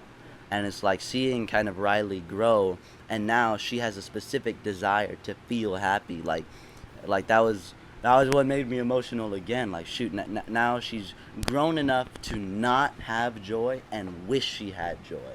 Um, and I mean that was good. And you were talking about how anxiety like bottles them up. It was funny that anxiety literally put them in a bottle.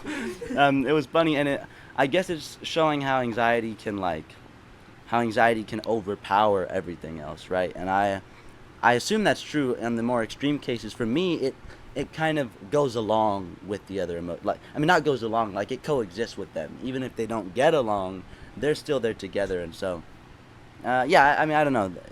I liked the movie. I thought their Yeah. depiction of anxiety was good, and it's one more thing is that anxiety always says its goal is for Riley to be prepared, right? It always expresses this good intention, and that anxiety. I mean, what does anxiety do throughout? She overthinks and she overplans. So everything we've been talking about is connected, and I mean, a lack of communication can also make you anxious. So all these like topics we've been discussing were there in Inside Out, but in real life they're Yeah. connected, and they're yeah.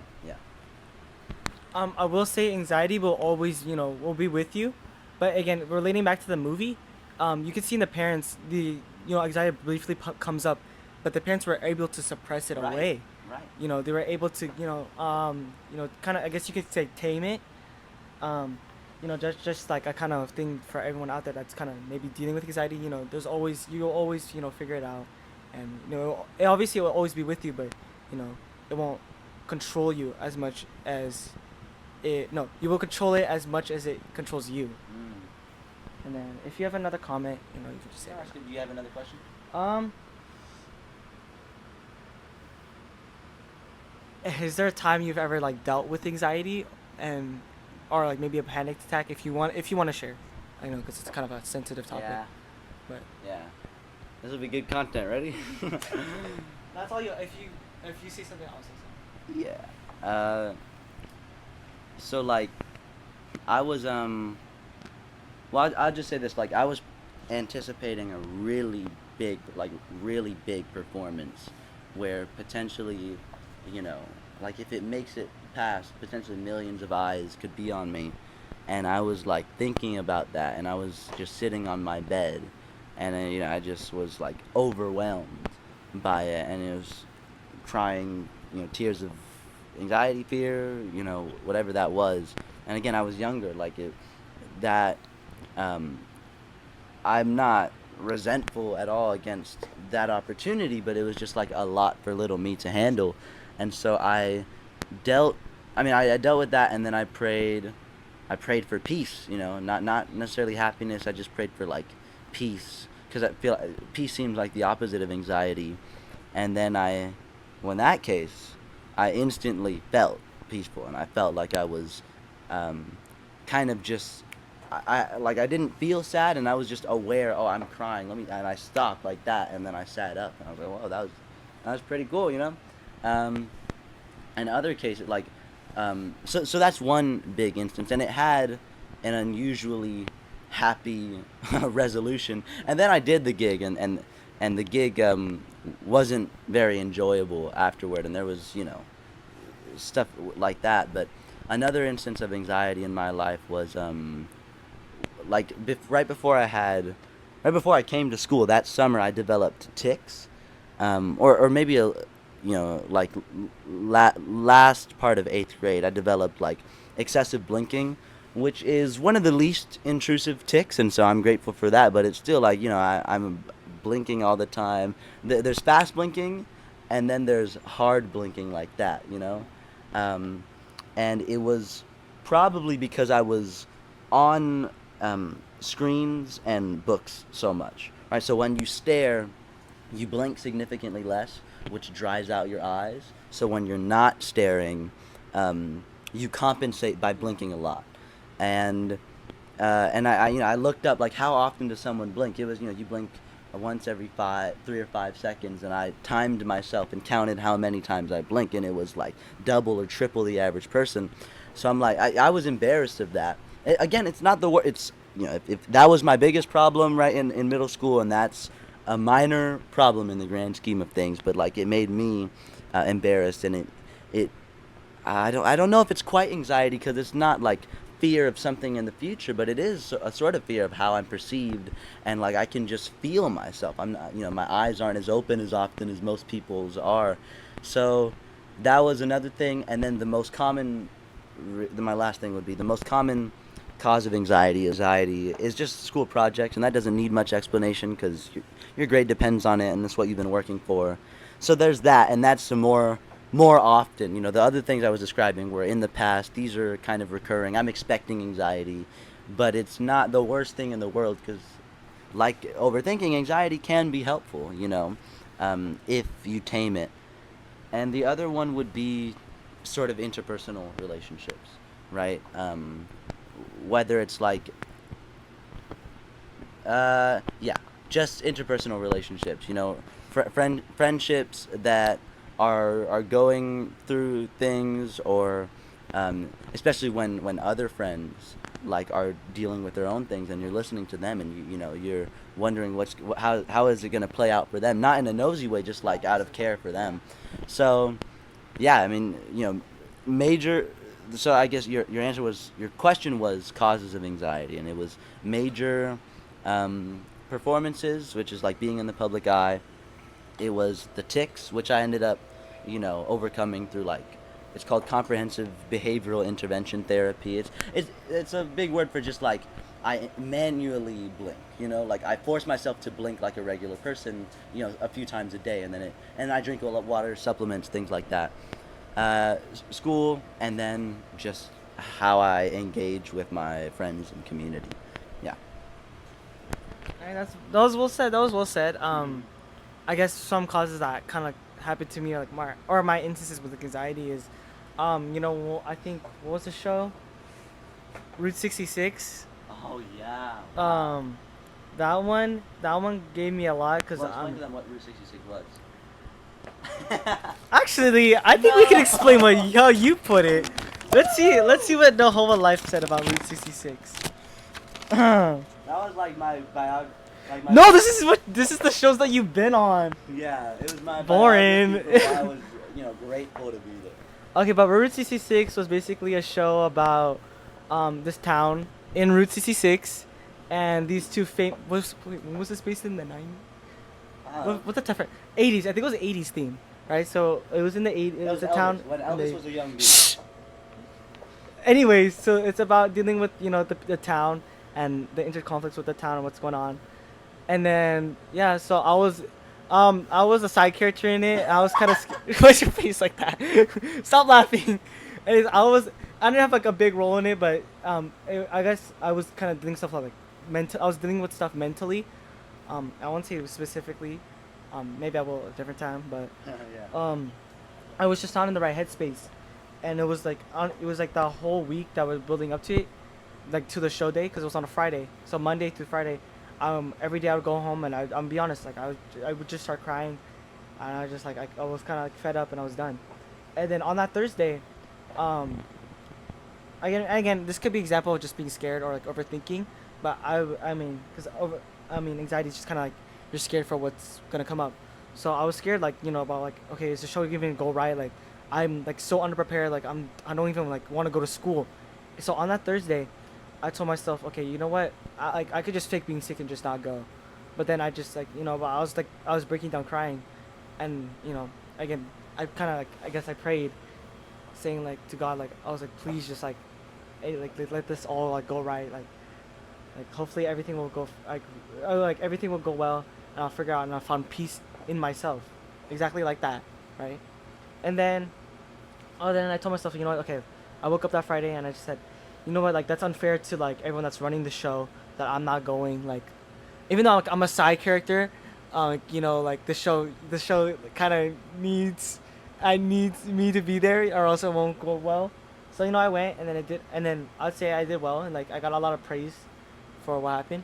Even though I'm a very side character, I'm a side character. I didn't do anything, but He was Elvis Presley in this show. The show ended with him leading like a dance. So he was a side character, but the show could not have a conclusion without his presence. All I'm cutting that out. But going back to it, going back to anxiety, or I guess kind of like going back to my situation, how I felt anxiety was, I was just scared for what's gonna come up, and anxiety can come in many forms. Like, um, I guess like the basis of it is just because you're just scared what's gonna come up, and you wanna prepare yourself for what's gonna come up. And then again, I didn't really do my research on this one too much, so I won't say a lot just because insensitive topic, and it could come also in disorders, like anxiety disorder can happen. You could have it, and then again, I just want to bring light to this topic just because, as teens, we always have anxiety, and we're always gonna have anxiety. And just how are we gonna deal with anxiety, and how can we I guess live with anxiety instead of letting it live with us. You know, if you want to touch up on that. Yeah. I mean, you were talking about like how there were, not just there wasn't just one cause of anxiety, but there were layers to and again, it wasn't an emotion, it was more of a state, like a layered state. And so that, I mean, that makes it complicated. Like there, you know, you can be optimistic that everything's gonna work out, but at the same time, I understand how like someone just saying it'll be okay, it doesn't always, it's not always helpful, because there's what's it like, there's so many things that have to work out, and I don't see how they will. So it's not even a solution, it's just a recognition. Like, I'm just recognizing that. And then there's, like, one disorder, and I don't know very much about this, but I do know that there's one thing called generalized anxiety disorder, or GAD, which is not very rare at all. It's not, like, super uncommon.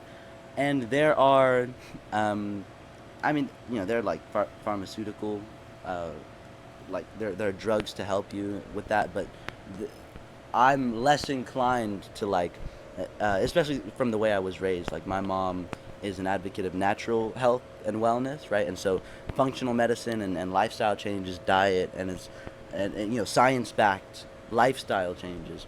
So in light of what she's taught me, I wouldn't be as inclined to say, like, take drugs to soothe the pain, even if they're legal drugs. It would be more like, there are actual processes that psychologists and clinical psychiatrists have developed to help you. So some of that is, meditation based, like mindfulness based, processes that have been proven in studies to be effective, or at least not. They don't get rid of it, but they help to mitigate it. They help to reduce it in you, and that can be a relief. But again, that, because I like meditation, that's all I know.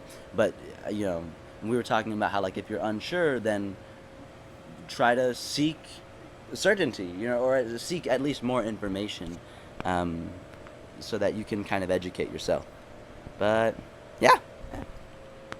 And then going off from that, I just want to say, like, if you are dealing with something like this, maybe go to someone like well trusted, and maybe you could also do research on it. Again, I haven't really done too much, but I know this is a sensitive topic. It's kind of hard to talk about. But I will say there's some different types that I've also kind of studied. Is like, I guess phobias is also one of them. Like, also specific phobias, as you're kind of scared and nervous about something, and like you get something that you may not even know of. And then I know anxiety disorder, it can, it does really kind of take control of you, and it kind of clouds your judgment sometimes. And I mean, from everything that we talked about, communication, overthinking, all the different styles of how we talked about how you can kind of deal with it, you can incorporate into dealing with anxiety as they're all subparts of anxiety that build up to it, and I think those are different ways that you can also help, you know, kind of combat it. I guess Yeah. if you wanna comment on that. Yeah, I mean, no, nothing. No, I mean, I can give a comment, but it wouldn't. It would just be for the sake of like saying something. If I don't have something substantive to say, then it's probably best that I don't say it. All right, and I mean, I have enough. I have enough said. I think I got all my points out. Unless you have any comments you want to say about anything. I will say, um, not.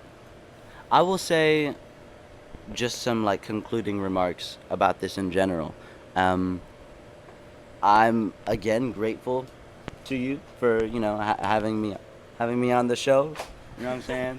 Um, I'm grateful that you've like put care into this. With the setup and with your preparation. But that's like beforehand. But also kind of being invested in the conversation genuinely during the discussion, because it's like when you're trying to be genuine and also have a camera there and these lights, it's like I feel like some people could, you know, it would be too artificial to be genuine, so but I feel like you balance that well to the point where we're just like sort of documenting a conversation that you're guiding. So I appreciate that, and then these topics have been great and thought provoking, and we were talking about thought and thinking.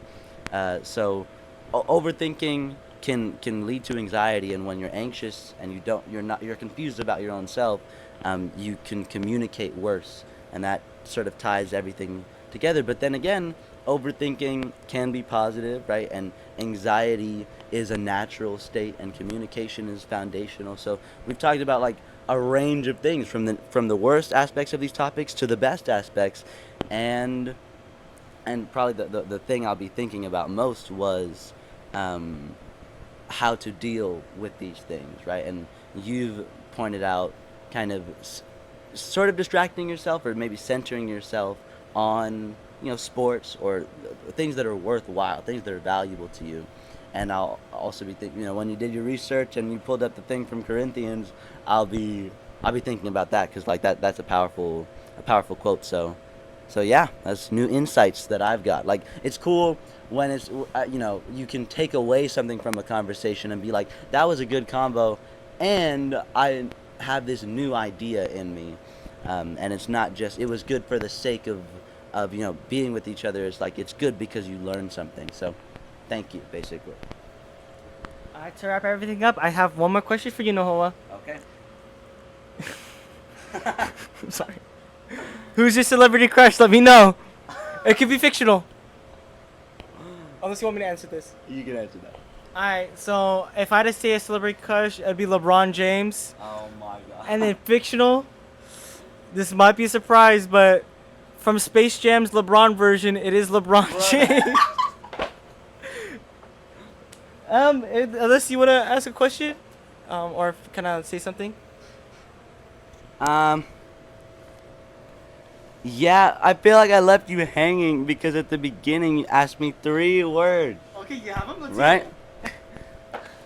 I don't have them, but wait, I'll think. I'll just choose a few, right? And then, Okay. so thoughtful. Okay. No, yeah, you said that. Yeah, thoughtful is one. And then I'm gonna say, like, there's like this word for, maybe I'll say peaceful, or at least peace oriented, which is like I that's what I pursue and strive for, which is, it's like 2 words, but it's one because it's like they're connected, or maybe truth oriented. Can't master his way. So No, but that's good though. and then, oh, okay, and then the third one will be community, which isn't an adjective, but like community is important for who I am, right? So community with friends, community with family, and community with the fellowship of God. Um, those are like essential, not just to me, because even if I was out of the equation, community would still be so important. So those are going to be the words. It'll be like thoughtful, peace, and community. Boom. You didn't leave me hanging, but you still left me hanging on one question. Who's your celebrity crush? No, I'm not gonna answer that. Why not? I'm not gonna. I answered it. Oh, I'm gonna get in trouble later. You can edit that out. But again, just to. Actually, I didn't even finish the intro. That's a crazy part. What was the intro? Oh well, I have like if dream job or dream meal. Ah. If anything, if you want to answer that, Yeah, just those to are finish fun. it off. I can answer those. Well, I mean, dream job is, I've been talking about, like, I don't really know for sure, but I want it to be related to communication. And oh, no, I have some answers. Yeah, I have some answers. So, long term, I want to like invest in real estate, um, because right, the market kind of goes like that, but for real estate specifically, value consistently tends to increase. So if you buy a home in 10 years, it will probably be worth more. Um, so like being kind of a real estate mogul is ideal to me. And also what that means is if you have, a dozen properties, which is a lot, that's potentially millions of dollars, in California especially. But if you have a dozen properties and people are paying rent, right? It's a win-win because they have shelter, and you're getting money. That means you don't even need to be at the location. You don't need to be, supervising every house all the time in order to make money. You don't need to be in an office. And so that's like passive income. You could be on vacation making money in your sleep. And that is ideal. And so I want, you can see I'm like, I really want to do that. But of course the question is, how do you get the money to buy your first few houses, and that's, who knows, So that's that. And then, did you say dream meal? Yeah, what's your dream meal? Like, if you had to eat one meal in your whole entire lifetime, what would it be? Okay, it has. Whoa! It has. Edit that out. No, it's okay. It has to. It has to be involved with noodles, basically. It has to What? noodles or rice. It's got to have lots of carbs. So I can't choose one, but I'll give you a few. Right, Mediterranean maybe. So Mediterranean like rice with chicken and beef kebab and hummus and this like eggplant sauce called baba ganoush. I'm probably pronouncing that wrong. So, but You're doing your best. You're doing your Mediterranean, Indian food, like an Indian buffet. Plenty of Indian food, bro. I'm telling you, I love that. Right? So this is a day of meals. In the morning, but the morning will be a classic American. I'll make a smoothie, right? There'll be pancakes and French toast. dream meal day. Pancakes and French toast. Bacon and eggs. Specifically an omelet, right? So, ooh, you got me hungry, bro. I love food. Anyways, there you go. And one final question for Mr. Life to wrap this up. What's your type? You keep trying to get like these answers out of me. You're not gonna get them, but for this one, I'll give you like a really basic answer. Ready? Male. Like compassionate, intelligent, and beautiful. Yeah, you're not gonna get it. This height, this skin color. You're not gonna get that. I was really hoping you were gonna say Sorry. ABGs or something. I'm not gonna say LeBron like you. Just I wasn't joking about that. Anyways, that will conclude the first episode of Garcia Talks. And thank you, Nahoa, for this wonderful conversation. And we'll catch you next time. Yeah.